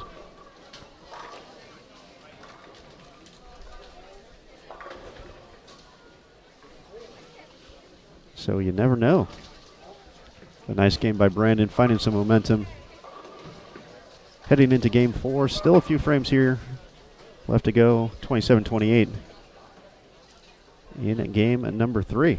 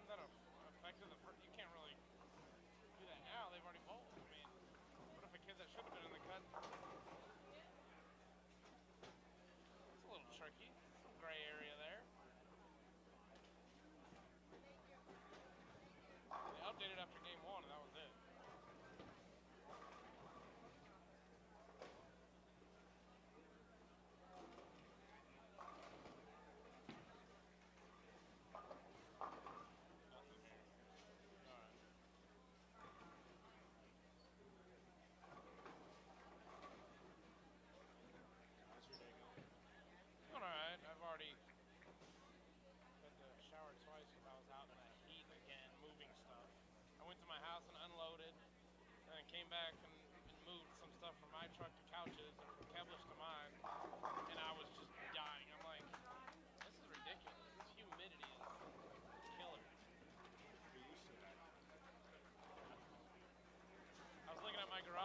garage looks like where Hoarders, because I just stacking things in there, and I was like, I'll organize it later. And I'm like, I'm not gonna want to touch that until like October. And Heather Jones is like, you should just do it. You might lose a bunch of water weight. I'm like, yeah, but I'll die. It's really bad this week. And then I saw Oklahoma City today's high is like 114. I was like, yo, I guess it could be worse.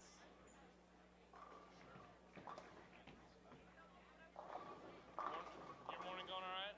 Other than a late start? Other than a late start, yeah, we've been pretty good here. We've been having, I guess, the internet situations. Here? No, Richardson. Oh. No, we're fine here. We got Richardson. Doesn't shock me, Richardson. we started late at the same hole.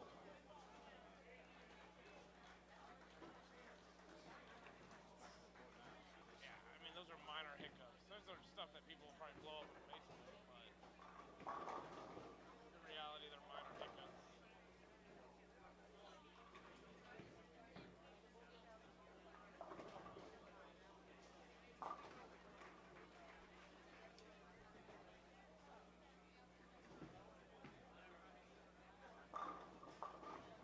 Kids are pretty good. Golly, they're pretty good. 15.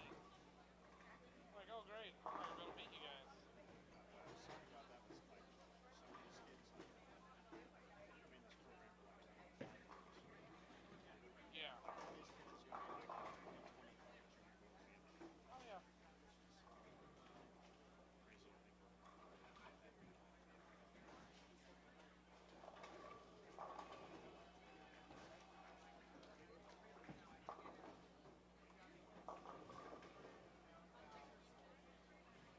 Crazy to think about. Yeah, there's a lot. I mean, Solomon Salama. I mean, Spencer.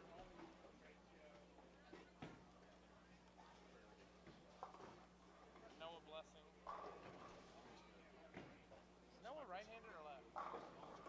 Okay. Yeah, this is my first time really seeing him. Saw him last week all year, and I was just like, man. That's what's crazy. Is like I looked at the U15 standings after yesterday, and I'm like, just watching them last year, I recognize. I mean, all the kids on the top 3 or 4 on each side. I mean, all 3 girls. I remember watching them last year.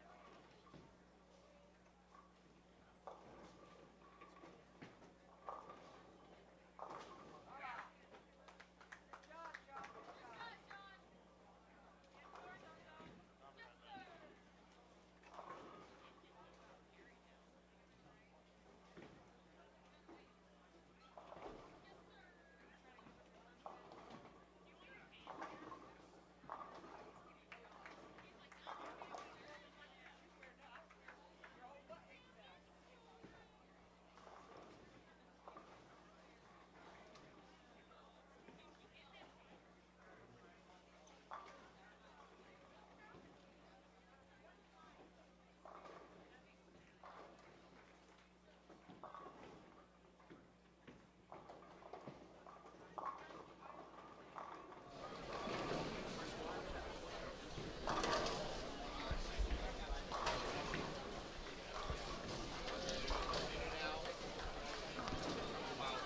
Starting the foundation frame on 27 and 28 for game number 3.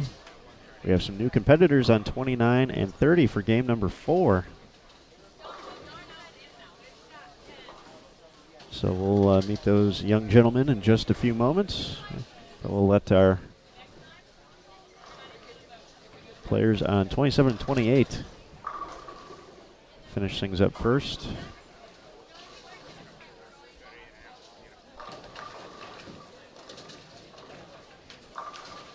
Go. Yeah, Randall?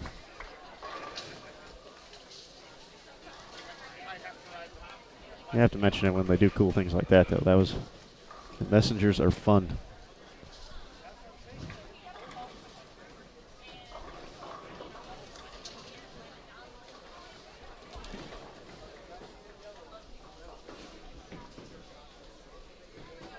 Three 6-10 left for Cameron.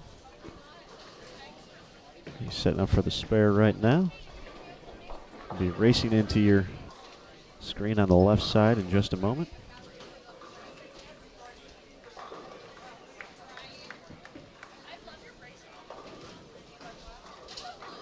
He says safe on the spare. Always tricky. Here's Parker Hoyt. Let's look at the 201 this game. Got that one a little bit right. Yep. Looked like the approaches were not cooperating with him there, so avoided the washout though. Kept them all together. There's Gavin. Getting the hit in the ninth. He can get to 180 this game.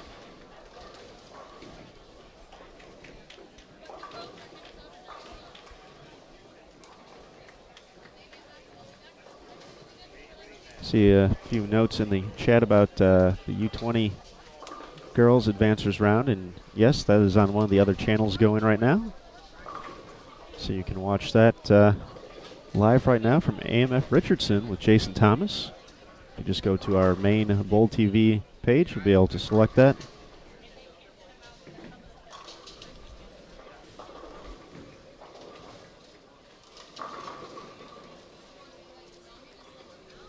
Nice shot there from Chase.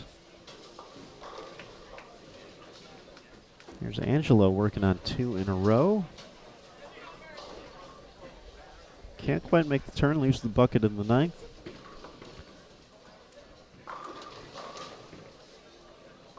John Nunn's been putting together a nice game, working on 3 in a row.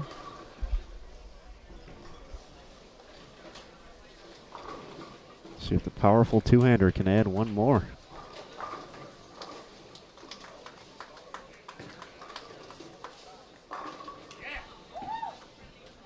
Pins stand at no chance. Shots like that.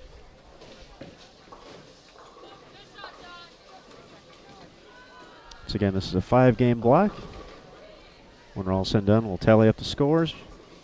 Find the top 48 here in the U15 boys, as well as the top 32 in the U15 girls, also taking place right now here at Forum.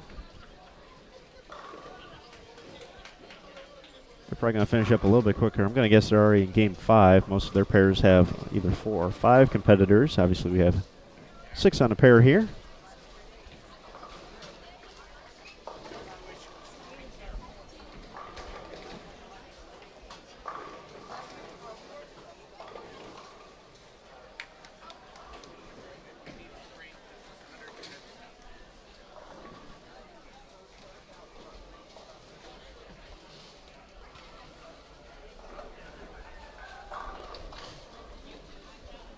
Elijah leaves the single pin. He can still get to 193.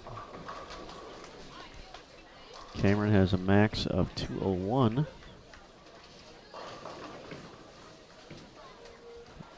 But finds some trouble, 4-6-10.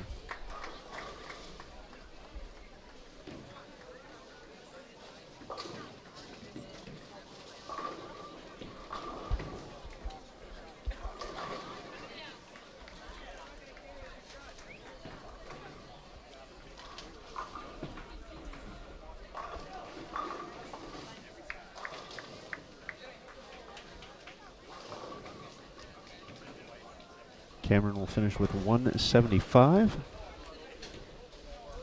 Elijah mark at 192.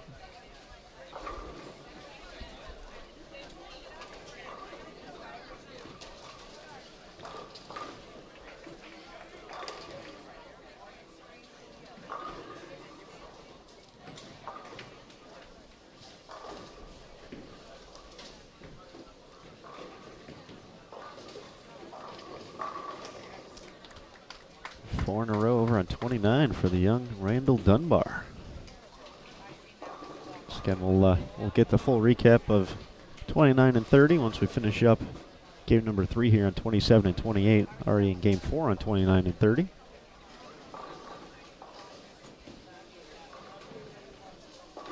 Better shot from Parker after having some footing issue in the 9th frame. Gets the first one. He can still get to 191. Gavin Holter get the spare, get to 160.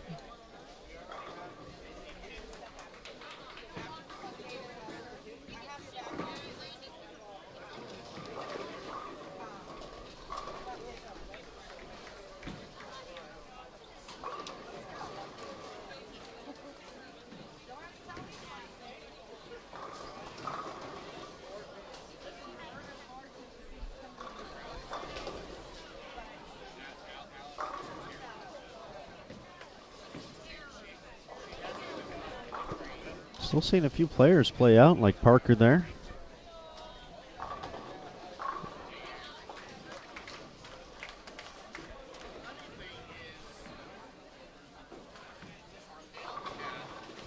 Seems like most players now at this point in the block going a little more around the pattern. Once again, we don't know any of the specifics of the condition, other than that there is one. That will be, or the patterns will be revealed at the conclusion of the event.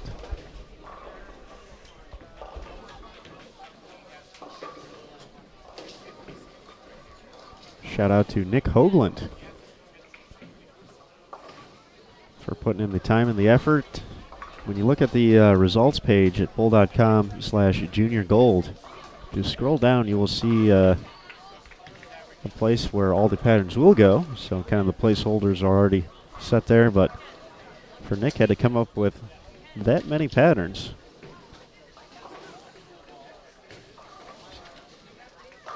So thanks to Nick for his continued hard work and effort, for providing challenging conditions for these young competitors. John Nunn got that first strike in the 10th for 5 in a row. He can still get to 255 this game.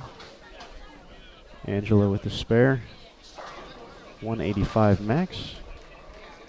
He's actually back here by us right now. Looks like he's going to make a ball change. Definitely worth it on the fill.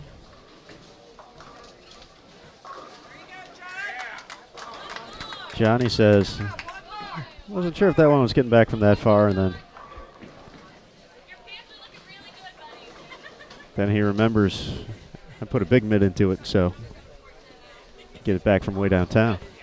Going to be in the 250s. Finishing up game 3.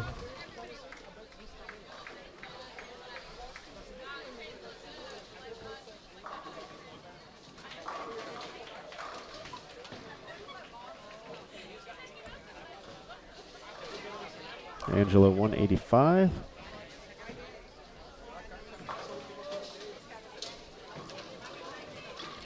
John Nunn stealing the show here in game 3. 27-28, his final shot. One more strike gets him to 255.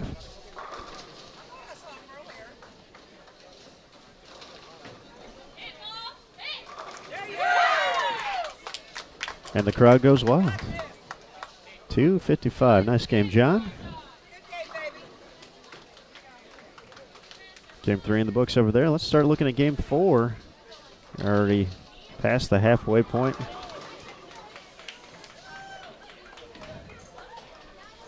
Some trouble in the 6th frame for Ken Cloth Jr. Leaving the 410. There's a nice shot from Silas Lira over on 30.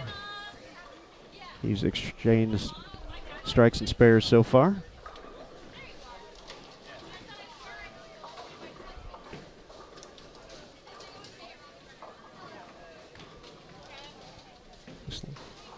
Looks like Aaron Lenz will be up next. Far right of your screen.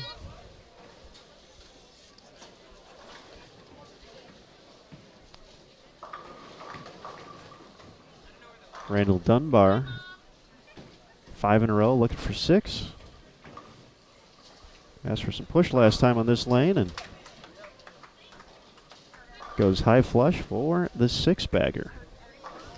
I saw Randall at USA Bowling competing a few days ago during the qualifying round. Putting on the show here so far, 6 for 6. That's Jonah Martin stepping up on 29 right now for his 6th frame.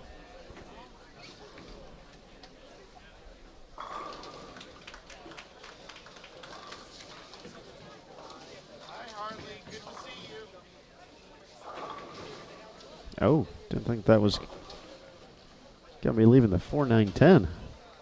Tough break there for Jonah. question in the chat about the which teams advanced in the USA Bowling Finals. You can actually find the full recap on bowl.com, but since I'm a nice guy, in the U12 division, 2 members of the defending champions from the Pacific Southwest,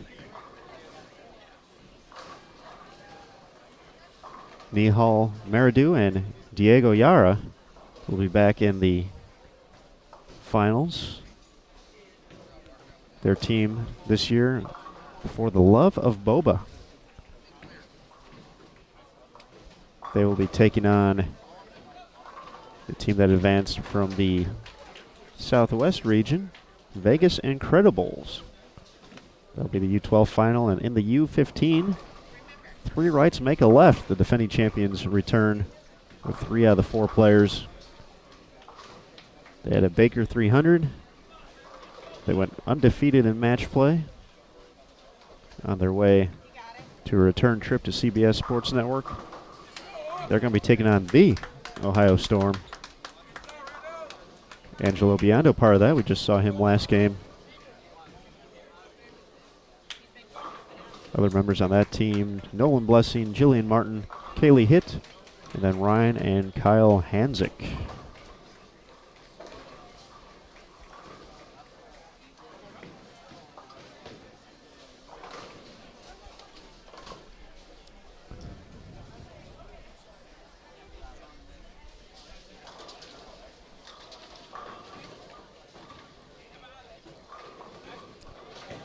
Starting game 4 on 27-28. We'll get to meet those players momentarily as well. We'll finish up our introductions. Logan Fossum, we actually had him during game 2 today. See that in the chat. The U15 girls are on the lanes right now here at Forum, but they're starting at 33 and 34, so not within camera view. But we will have them the rest of the way out.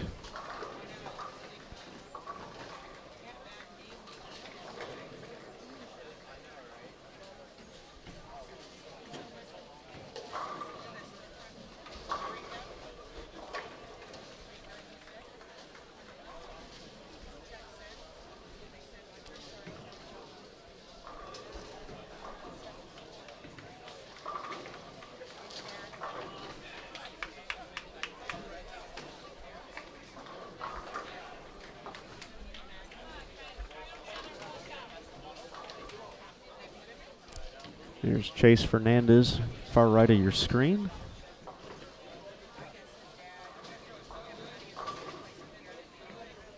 Wow. How does that stand? That's just mean. Cole Macaluso up on 28 from the left side. Gets in the mix to kick off game 4. There's a nice shot from Ken.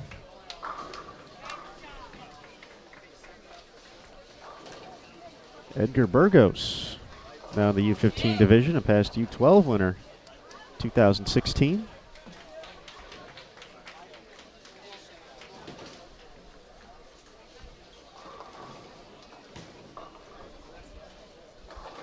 Here's Randall Dunbar looking for 8 in a row. Gets it. All right, all right, all right.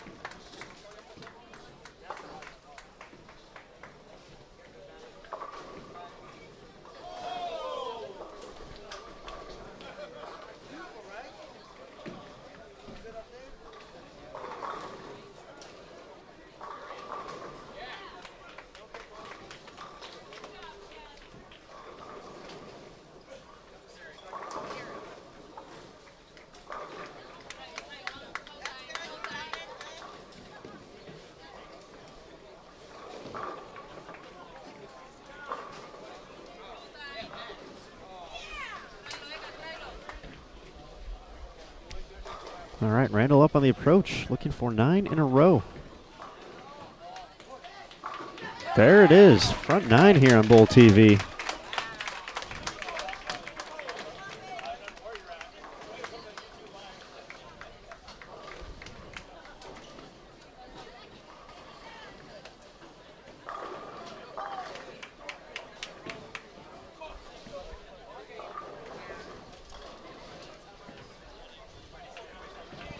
There's Tony Lundy up on 28, bringing the fire. So how about this? Randall Dunbar. Where's Randall Dunbar from? We're going to look in the standings real quick while we wait for his 10th frame, because he's kind of stealing the show right now.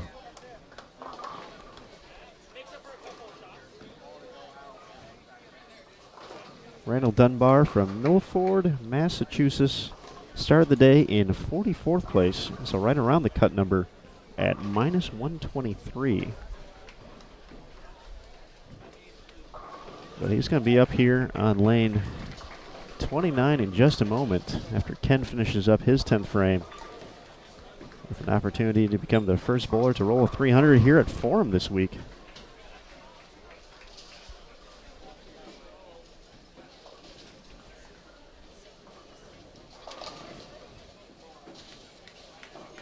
This is Zach Green up on lane 28. A few of the players waiting for a pin to get cleared out there. Zach is focused though, so he's going to do his thing.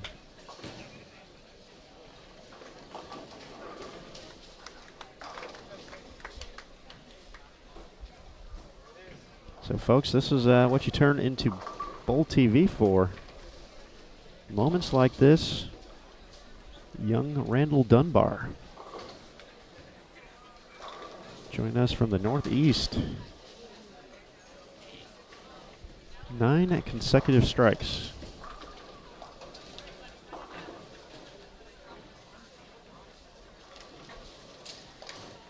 He'll be up momentarily. Ken's going to look to pick up the 3-6-10 first.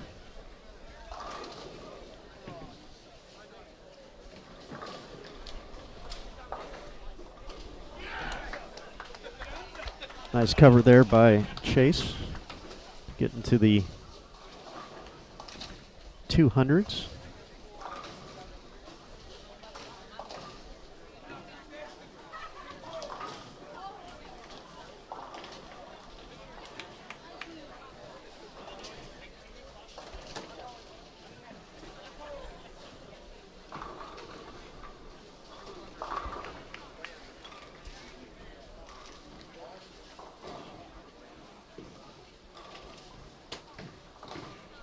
So Randall Dunbar, front 9, game number 4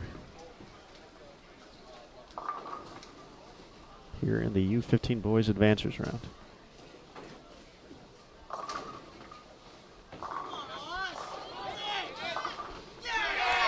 Gets the hit. 10 in a row.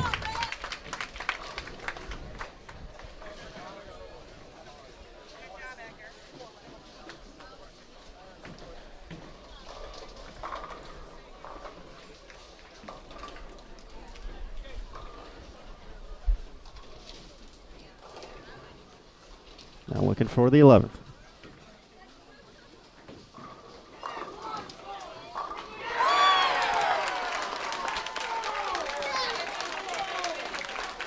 Cross is over, gets the hit. Take him when you can get him. Randall Dunbar is going to be going for 300 here live on Bowl TV.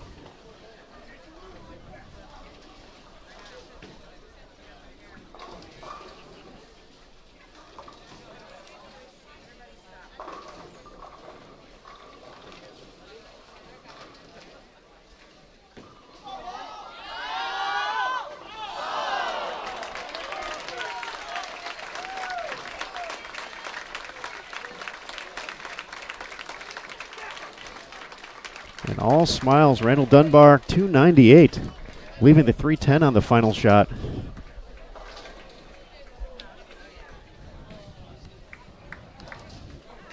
But certainly all smiles, big 298 for the young man. He's the most famous man in this building right now, Randall Dunbar. Getting congratulated by everybody.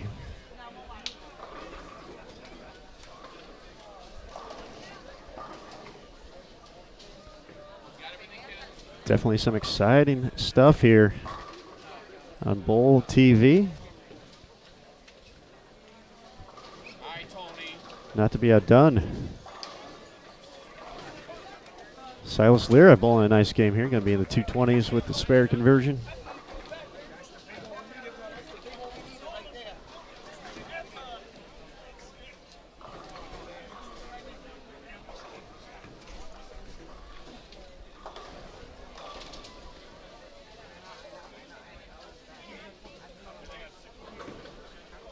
Here's Jonah. Some trouble after the first strike in the 10th.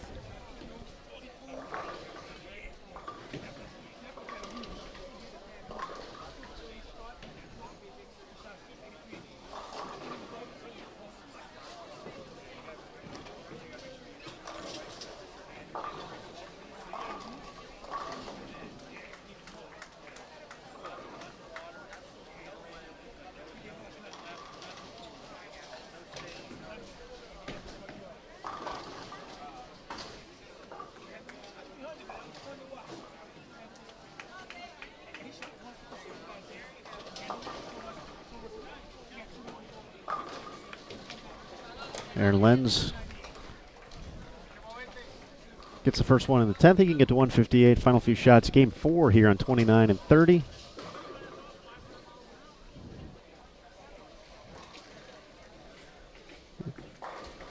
Is Jason Simmons the second. Making it 4 in a row. Over on 27. Nice shot there, Jason.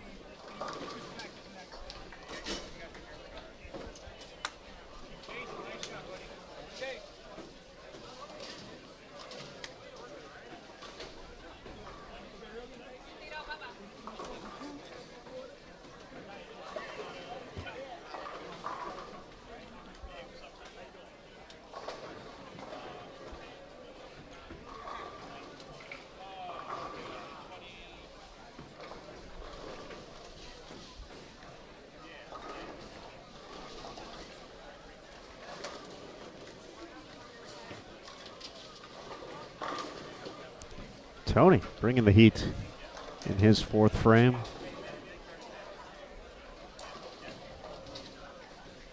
All done with game 4 on 29 and 30.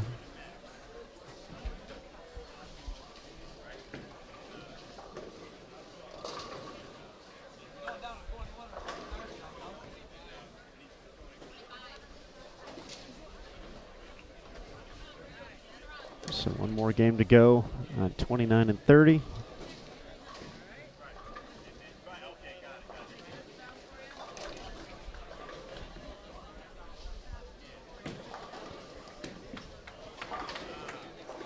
Wowza. Good shot there, Zach.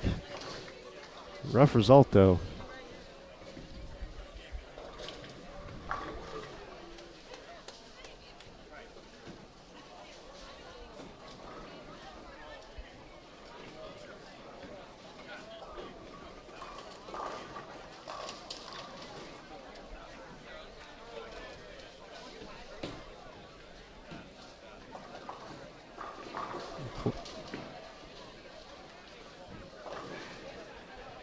Brendan Ashley is up on 27. Don't think we had introduced him yet. Looking at a 6-pin here.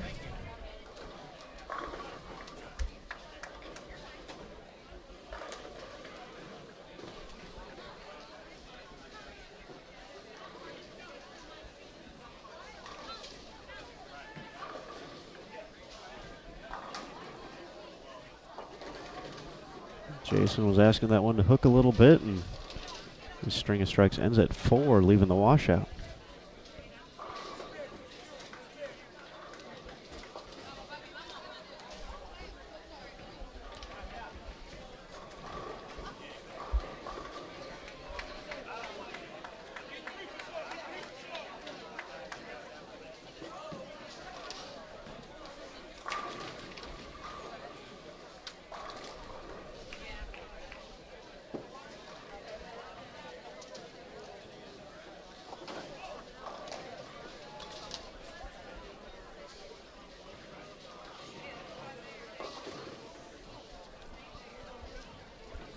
4-0 game so far for Edgar. As we mentioned, the 2016 Under-12 Junior Gold champion.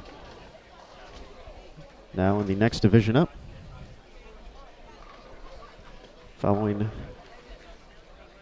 the normal process. Did a few years in each division.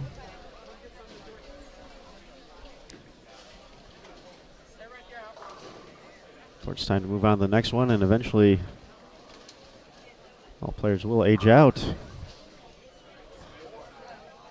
to get to the 20 and under division at some point.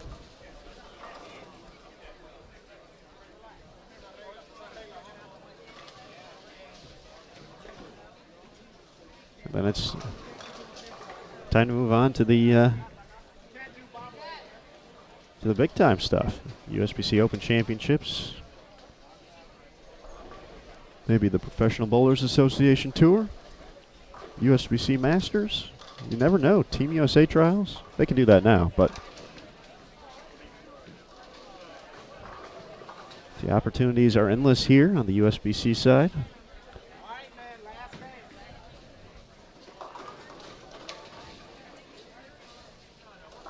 Tony gets the hit. It looks like we're about ready to get things going on 29:30. That will be game 5 over there. Kind of been on this pace throughout the course of the day. We're 27-28, just a few frames behind. And our bowler from Germany, Sydney Skrochuk, kicking things off. If you caught our Junior Gold Notebook yesterday on bowl.com, Sydney was the lead story. Pretty cool, in fact. He's been a bowler most of his life and kind of heard about the Junior Gold event, and he ended up finding a qualifier. Let me bring up the story so I read it right, but it was a qualifier on a military base.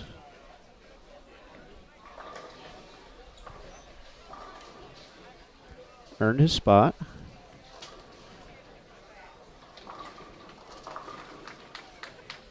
Let's see. Yep. Here's the story. Found a Junior Gold qualifying tournament on a military base in Germany. And then he earned his spot. He had the big set for the U15 boys on Wednesday. Fired .928 for his 4 games.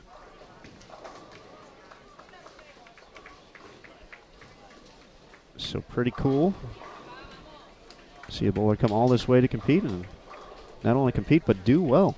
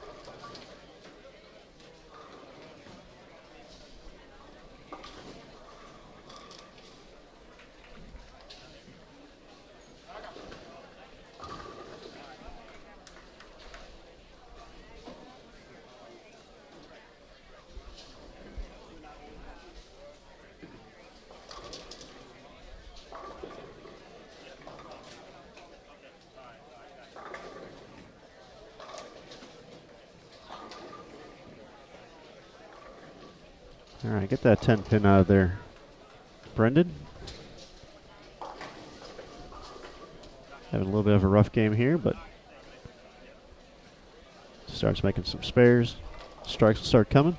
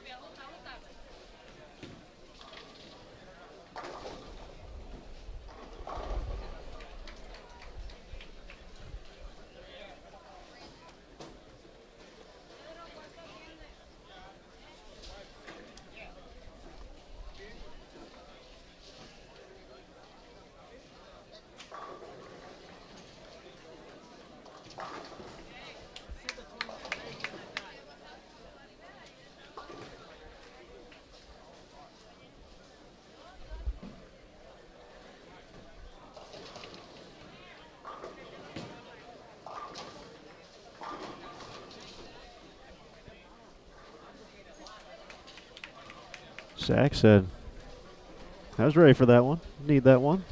Big double, staying clean. At the moment, we do not have an update on standings readily available to kind of see how the cut line is advancing here. But bowl.com/Junior Gold, the place to be for that. Of course, we'll be here throughout the day on Bowl TV between our 4 live streams going on. Though I believe the U12 boys are already, their advances round is Tony. Sending pins everywhere. They're already done with their final advances round. They bowl 1 less game, and generally the U12s is the quickest division. They are excited and ready to bowl, eagerly awaiting their opportunity for their next frame. So they usually bowl at a quicker pace. Myself and Matt Canzaro got to call their advances round in match play last year.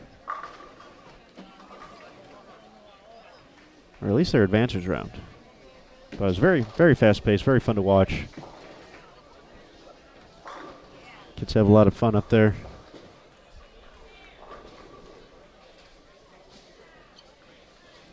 The stream at the U20 Girls Center in AMF Richardson. U20 boys at USA Bowl. And then right here at the moment, we have the U15 boys here on the featured pairs, but the U15 girls are competing at the same moment. They're just about done, I would imagine. They have less players, less on a pair, so they should be wrapping up game 5 just about now.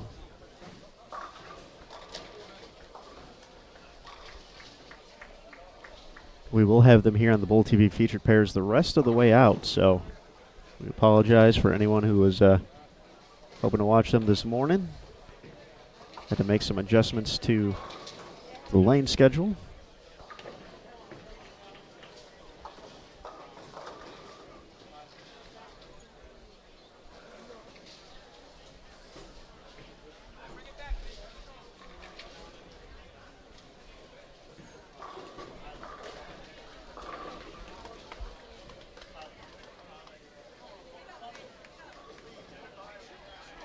Game 5 underway. We'll get to meet a few more of our players. We already talked a little bit about Sydney. He's going to be up for his second frame in a moment. That's Michael Whale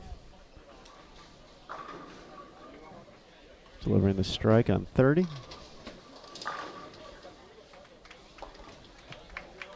Nice shot from Sydney.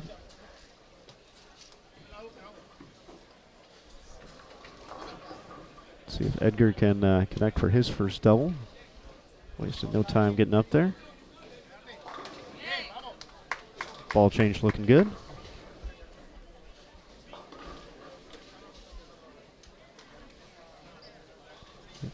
There's Nathan Kiefner up on 29. Delivers a nice strike.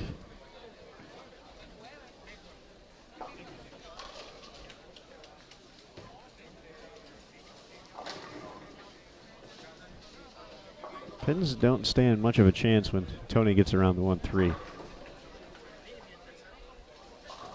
A lot of ball speed, two-handed delivery. Going to create some pin action.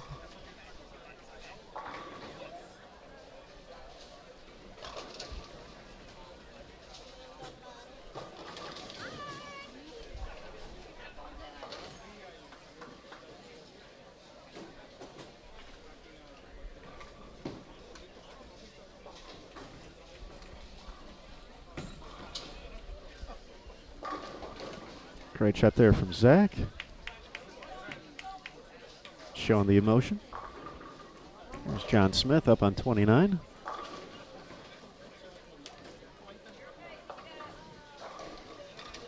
Pretty good shot. Can't get the 10 out though.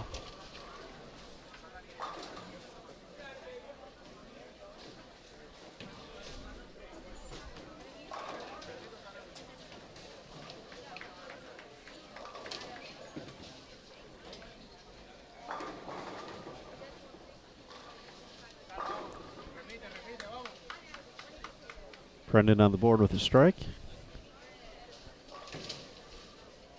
Jason looking to get back on the strike train after the front four.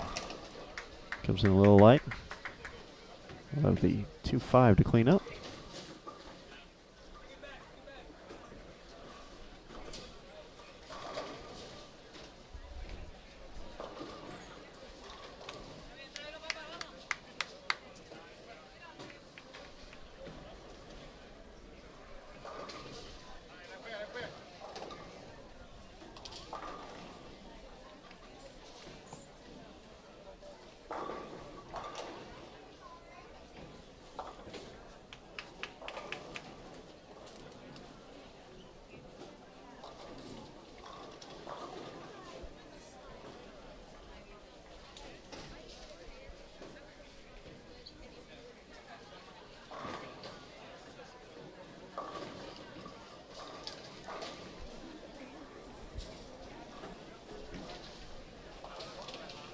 Foundation frame here for Cole, up on 28.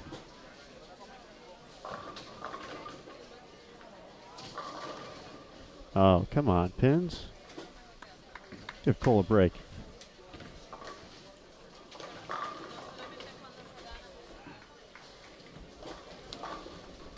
Tony another strike, 3 in a row to set up the 10th frame. He can get to 247 still.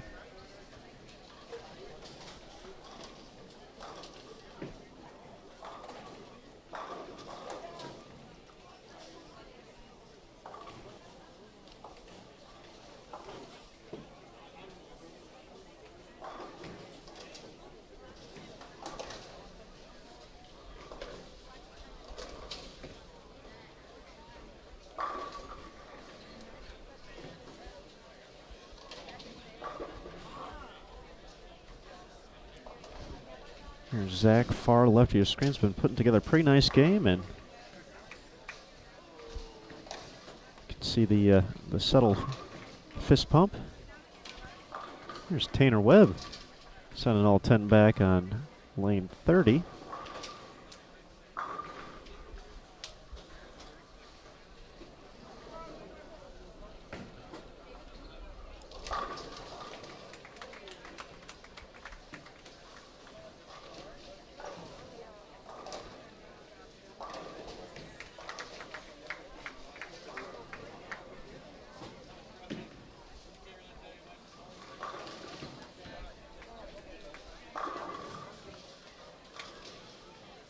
Three in a row from Michael on 30.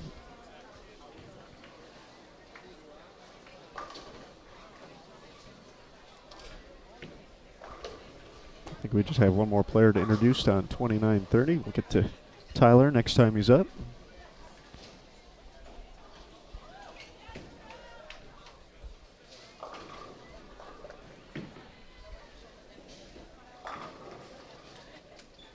It's going to be a nice game there for Zach. 220, 227.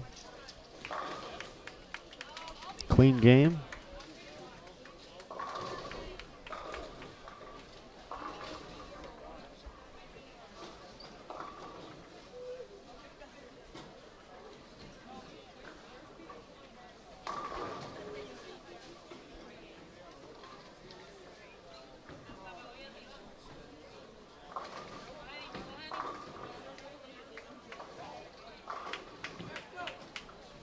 Zach was inside the cut number to start today, was in 37th place.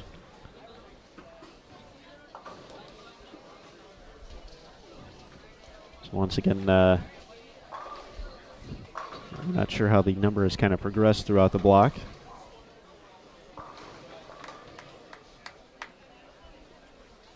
But if you're posting games like that, you're probably doing fairly all right. And potentially that's a game to get back into the number. There we go, Jason.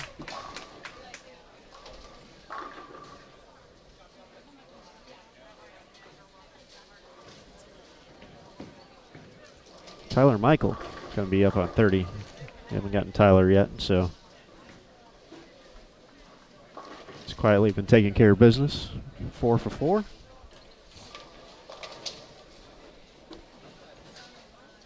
141 finish for Brendan. Edgar, 145. 227 for Zach. Jason, one more gets him to 220. Mark it down.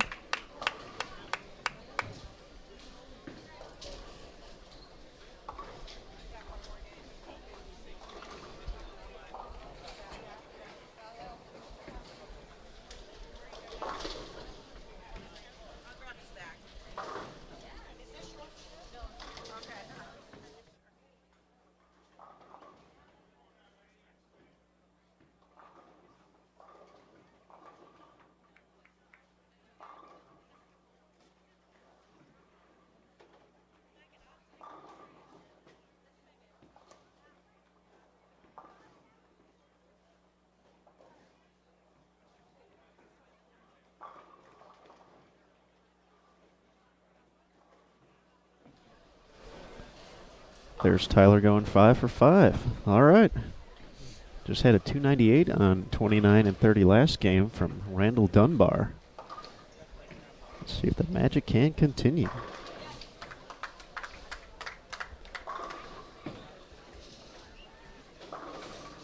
Second shot of the 10th for Cole, far left of your screen on 27. That messenger not going to have enough steam. Tony going to be in the 220s. 224.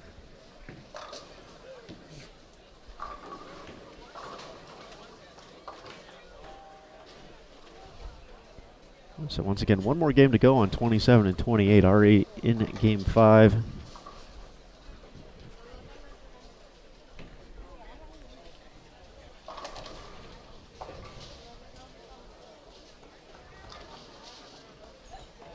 Here on 29 and 30.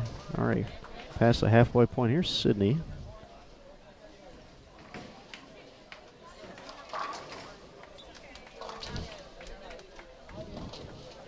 Staying aggressive on the outside part of the lane.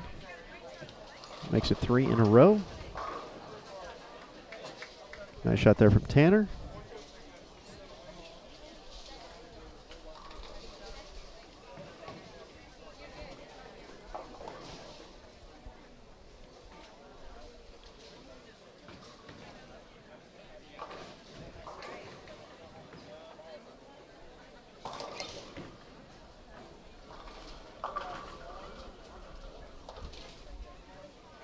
Just a reminder, folks, throughout the day we will have continued coverage of the 2018 Junior Gold Championships presented by the brands of Ebonite International, Ebonite Columbia 300 Hammer and Track.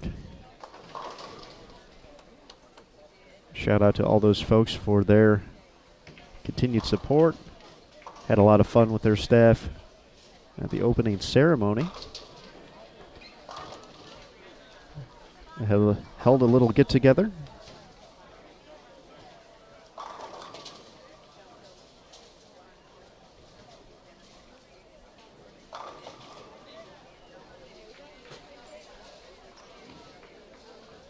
It's over at Victory Plaza right before it. Had some basketball going. Oh, tough break there for Tyler. Beanbags as well. Had a dunk tank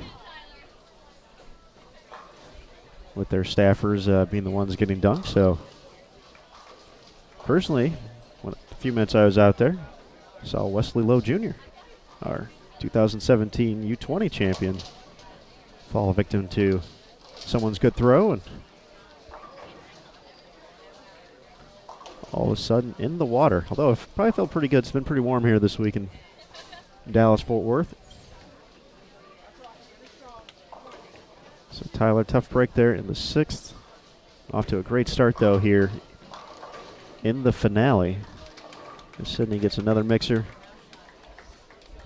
But the Team EBI support has been continued throughout the week. They've had their staffers over at the centers, in the pro shops, talking bowling, hanging out, having fun.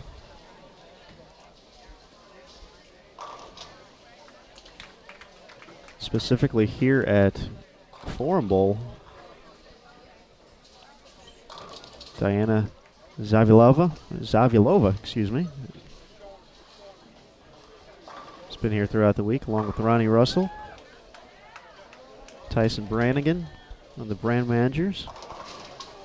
They've been hanging out. They have beanbags here as well. Big Jenga. I think they took that stuff down last night after qualifying, but along with that had some of the Ebonite equipment.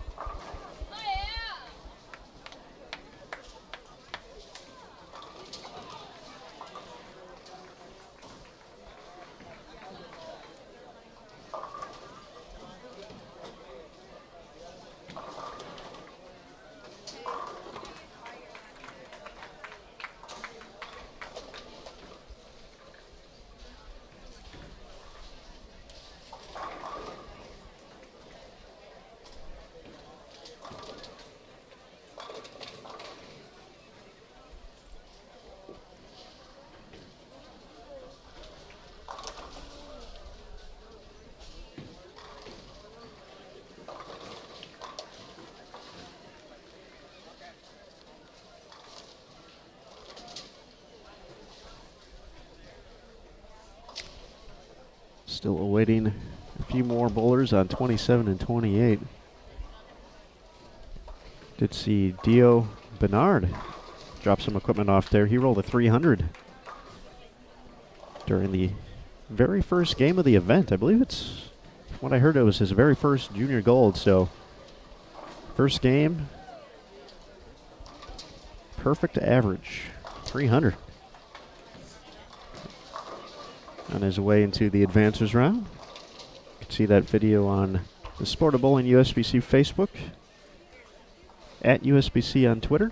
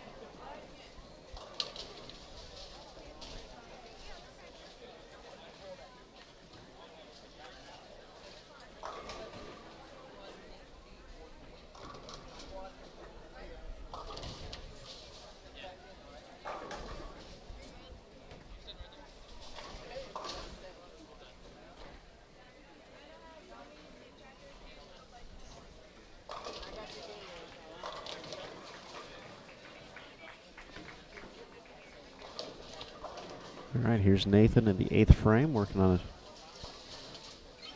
one strike. Tough break there for the two-hander. Gets it to the 1-3 and just a touch high.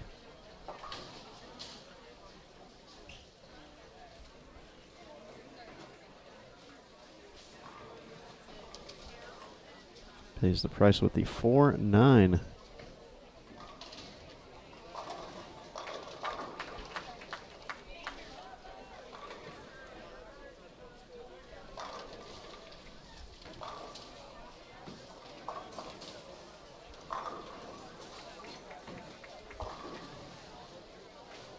Makes a run at it, but just a little bit left of the 4-pin. Can still get to 210 this game.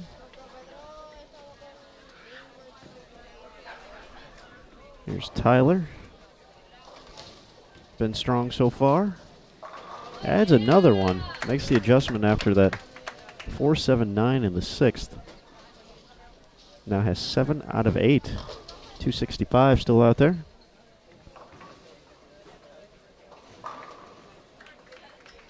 Question in the chat about the oil patterns. We will reveal all the conditions being used throughout the course of the week at the conclusion of the event, so no information until we are all said and done this week.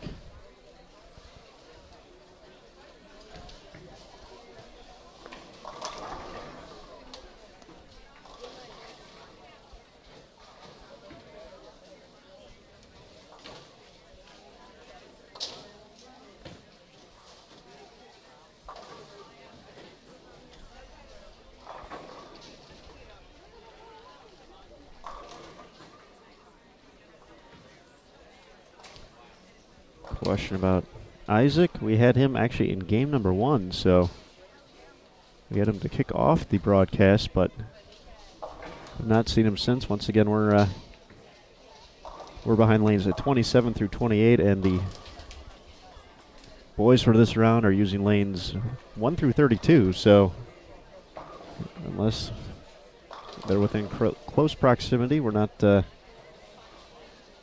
seeing the scores at the moment.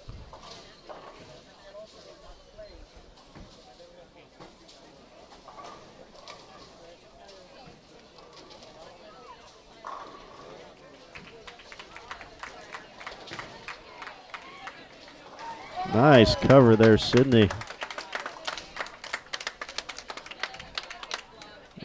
247, no problem.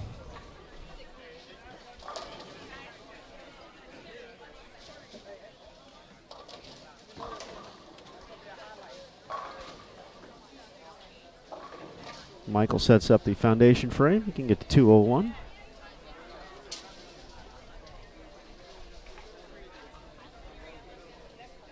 And we have names now for 27-28, so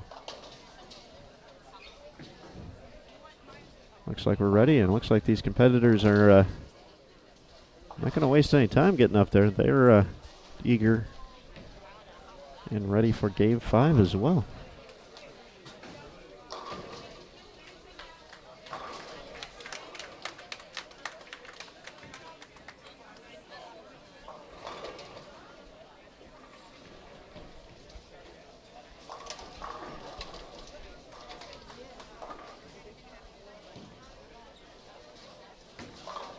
We talked about Dio for a quick second.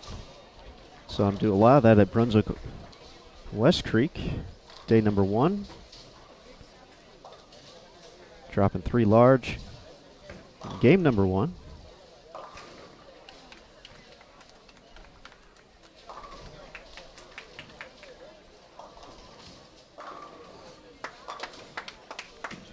Impressive performance here from Tyler. Another strike, 8 out of 9.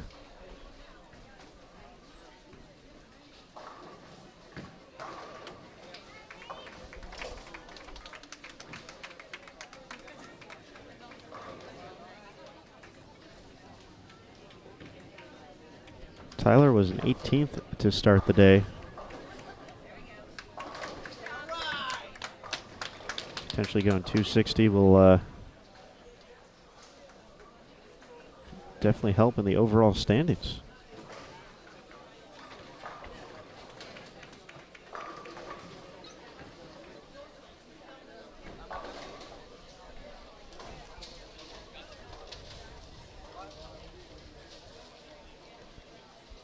Mentioned Ryan Hanzik a little bit earlier today as part of the Ohio Storm, making it to the finals of the U15 division, the USA Bowling National Championships, and here he is in the advancers round and delivering a strike.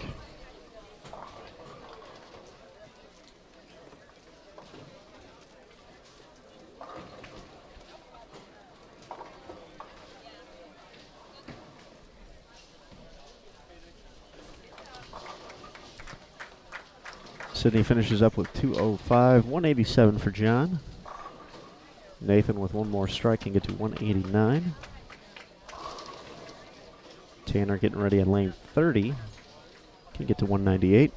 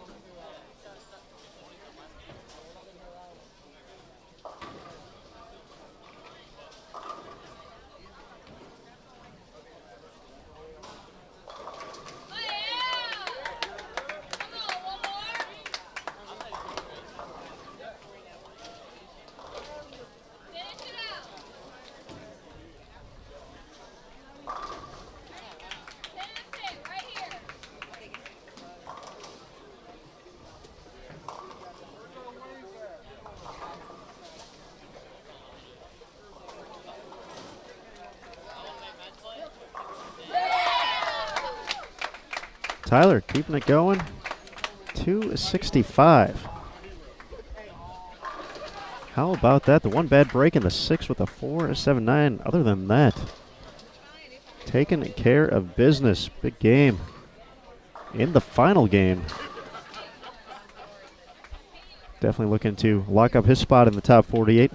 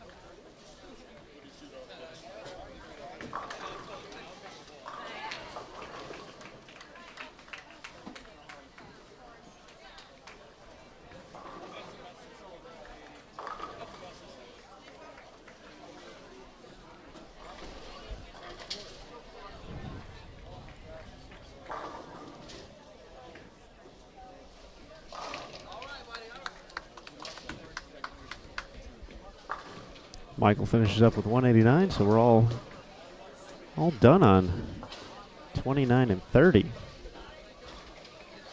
for the advancers round. Tyler shooting 265 that game to lead the way.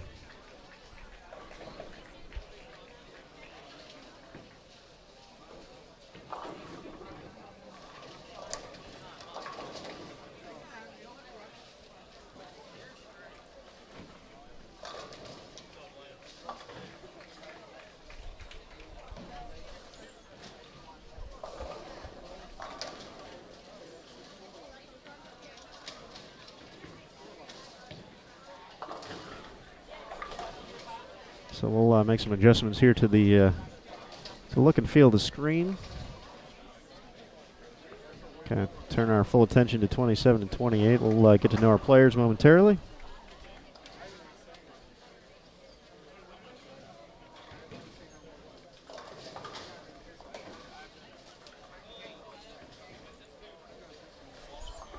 So hang tight.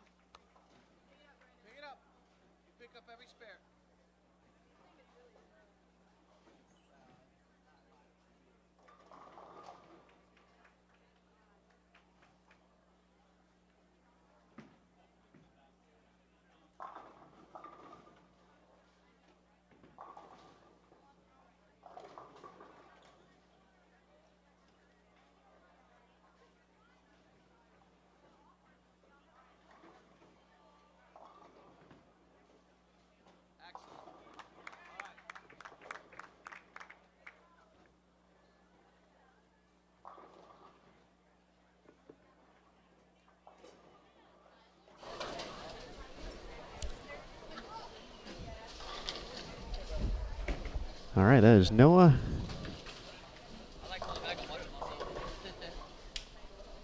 Akiona. Unfortunately, not making the single pin there. So I'll have time to bounce back.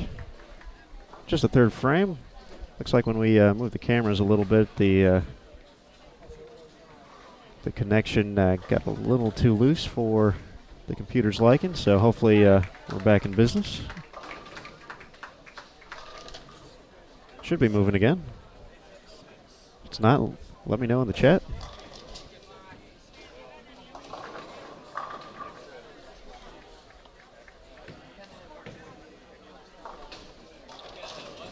This is George Libby up on lane 27.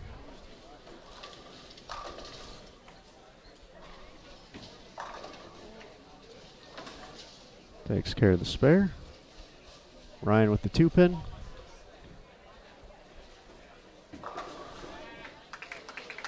No problem. Let's take a look at Alexander Evans up on 27.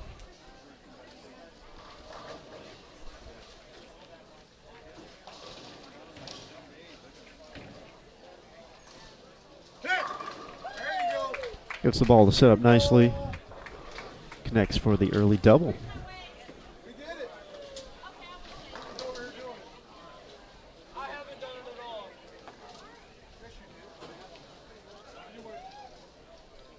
Noah looking to bounce back after the open in the third. Looks pretty good. Nice shot, Noah. You can see him, he's still a little tough on himself.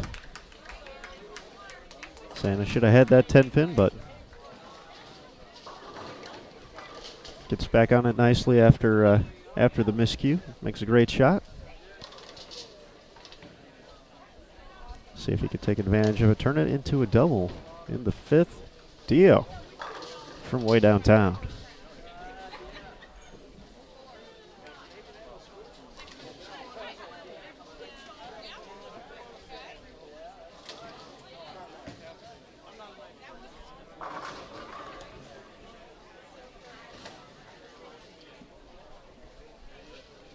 All right, Brandon Haney coming up next. He left that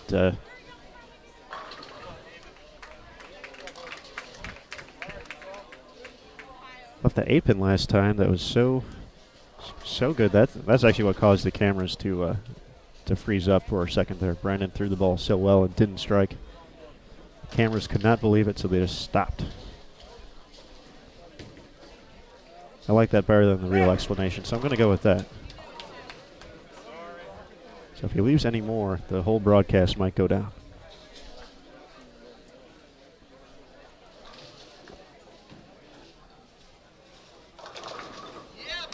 Gets the mix.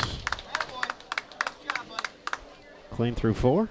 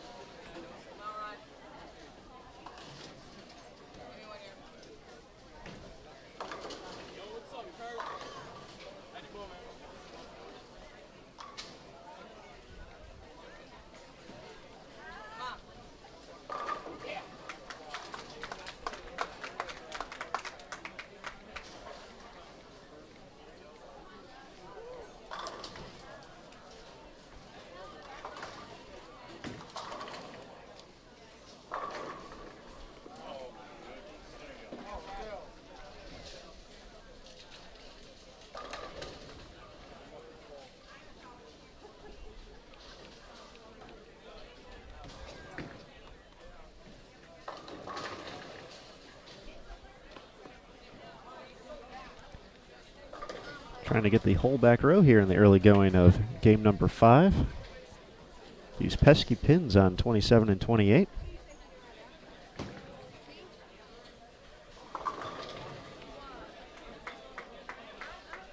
Not cooperating with our under 15 competitors. Or 15 and under, I should say.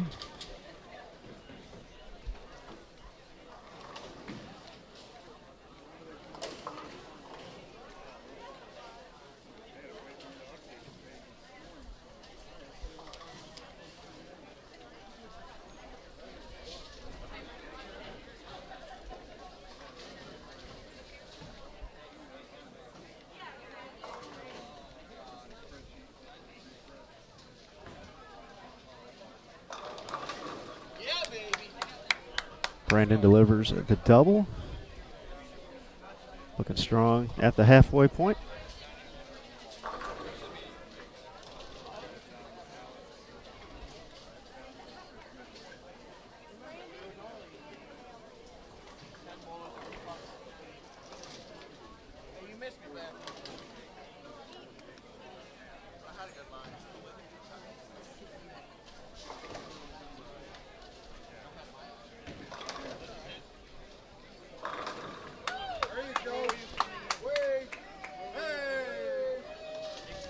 Nice shot from Alexander.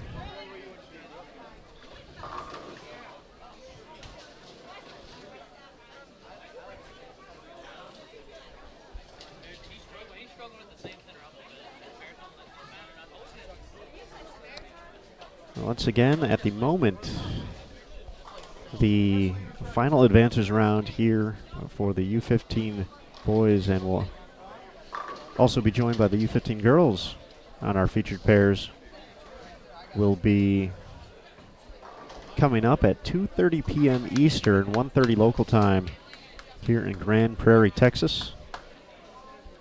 That's also the same start time for the U20 boys and the U20 girls at USA Bowl and AMF Richmond, respectively.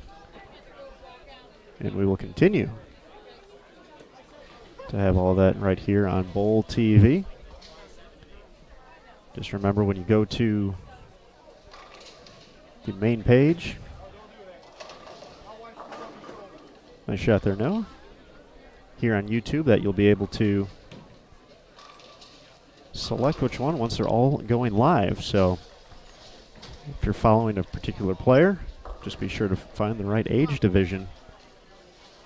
Or if you just want to watch this great collection of talent of the next generation, you can kind of scroll through and check out a little bit from every division.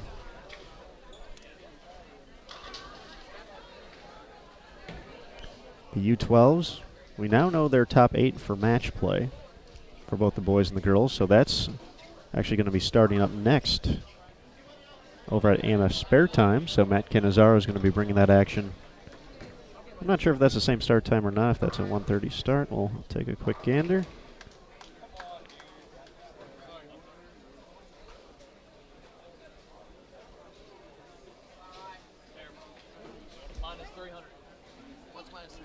Might be a little bit sooner. Might be at the same time.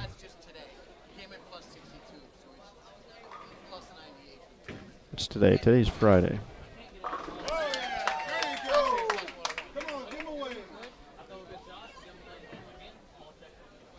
So match play for U12 also starting 2:30 p.m. Eastern, 1:30 local time. So once again, we'll have a similar post. You may have seen it, may have gotten here through the Sport of Bowling Facebook page,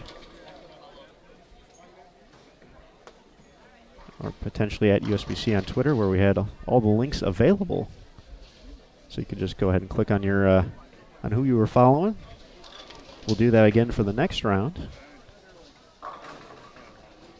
But since we started a little bit later here, we'll see if there's a potential delay or not. We got started about almost an hour late this morning, so that perhaps could come into play for a little bit later start for the final advances round. But those changes are necessary. We'll let you know. Here on YouTube, we'll adjust the start time of the event.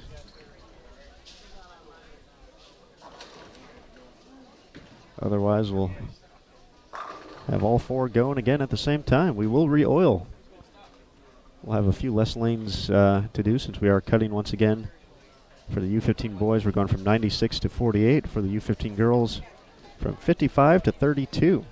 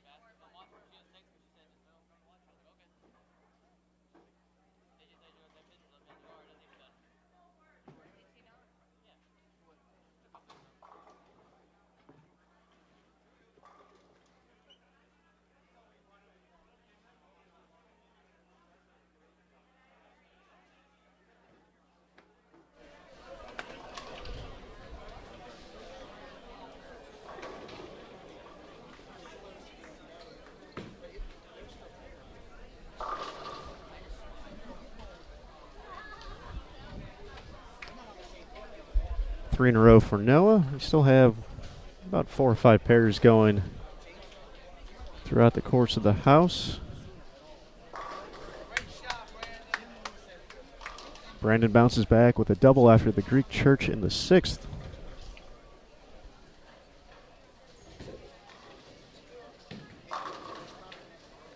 Great shot there from George. Double of his own, putting together a nice game number 5 here. Game 21 overall in competition so far for the week.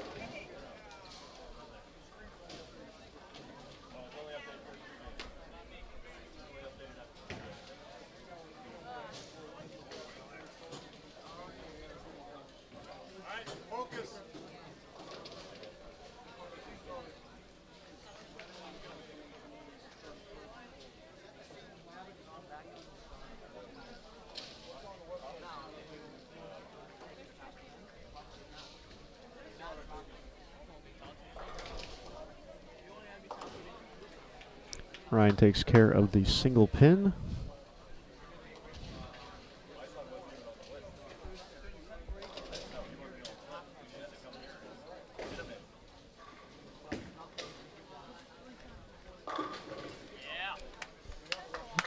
No doubter right there from Dio.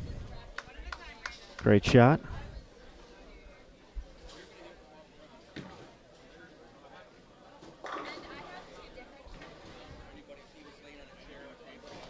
Noah's been pretty strong after that hiccup in the 3rd frame. 5 out of the last 6. 4 in a row to set up the 10th. See if Brandon can keep it going.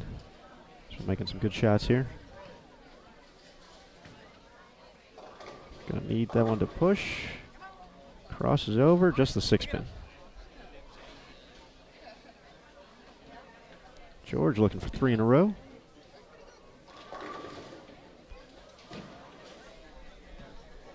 Runs a little high, leaves the 4.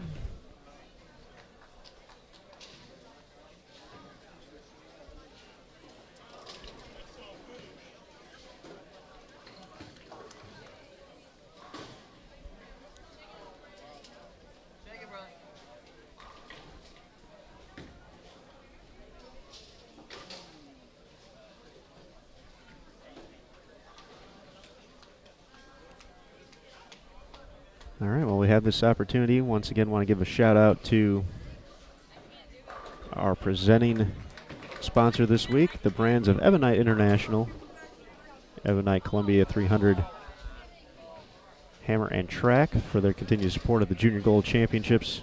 Kegel, the official lane maintenance provider. And of course, all the tournament staff this week, 8 centers throughout qualifying being used here in the Metroplex. Nice shot there, Ryan.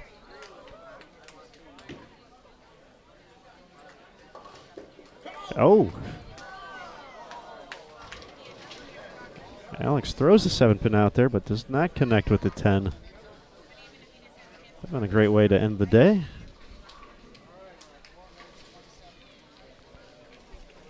Our tournament staff from the International Bowling Campus putting in a lot of long hours this week, and all the volunteers who have basically taken a week of their own time to come out here, help with this event, to make sure these kids have a good experience out here, keep everything on time and in line. So huge shout out to all of them for just loving the sport, wanting to help the next generation here at their national event. Noah's going to have a nice game here. Going to be in the 2 teens.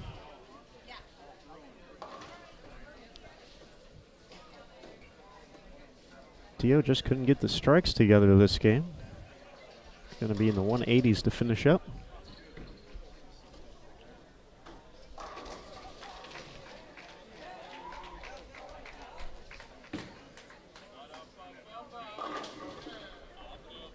Once again, we'll bowl.com/junior gold will be the place to be for results. As soon as those are updated online, we'll know our top 48. We're going to probably have an announcement here on site. We're going to go ahead and turn the cameras off and start preparing for the next round, though. So since they're going to take a few minutes to verify all that, we'll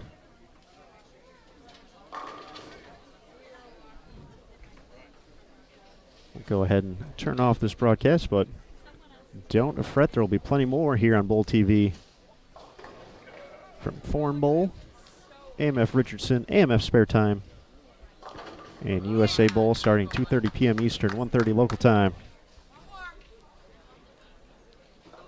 here in DFW.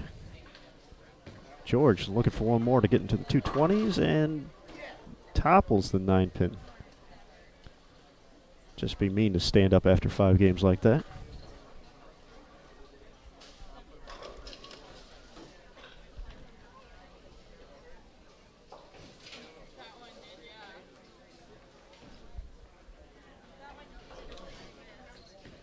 Brandon looking for one more. Got the first one, though. That's the one you want in that situation.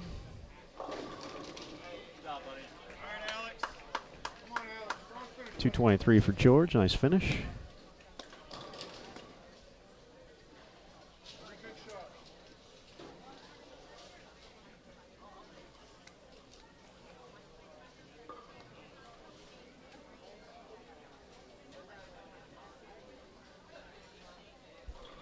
Alexander Evans finishing up.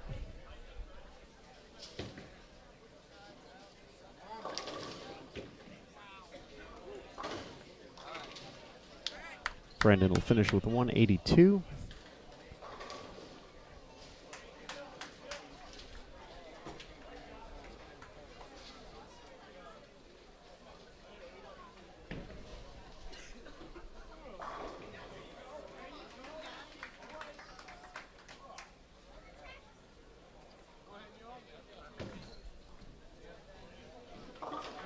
Nice cover there, Alex.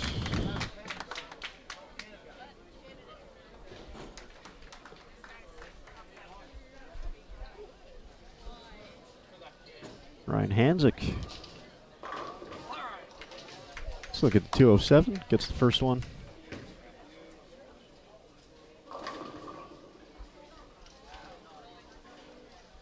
Alexander's going to finish with 182.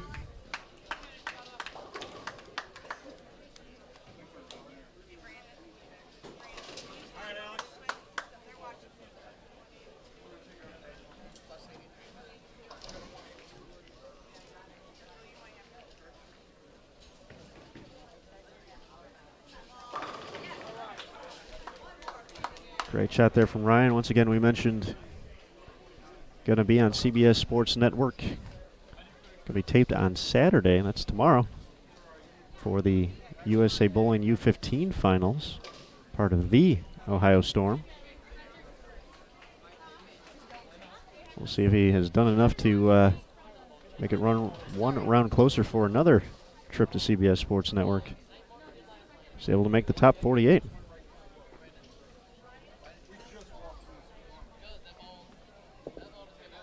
Final shot here of our broadcast. Ryan's going to finish with 204. And that is going to do it here for the U15 Boys Advances Round. The 2018 Junior Gold Championships being presented by the Brands of Ebonite International. We're going to be back here at Forum Lanes in Grand Prairie, Texas, in about an hour and a half approximately for the final advances round for the U15 boys and U15 girls. 2:30 p.m. Eastern, 1:30 local time here in Texas. So for that, we're going to go ahead and sign off for right now. I'm going to give the cameras a quick break. Once again, thank you everyone for joining us and cheering on these great athletes. the quest to become a junior gold champion. Be sure to check bowl.com/junior gold for results and more. We're going to sign off. We'll be back in a little bit here on Bowl TV. Thank you again for stopping by, and we will see you soon for the final advances round here in the U15 division. Thanks again.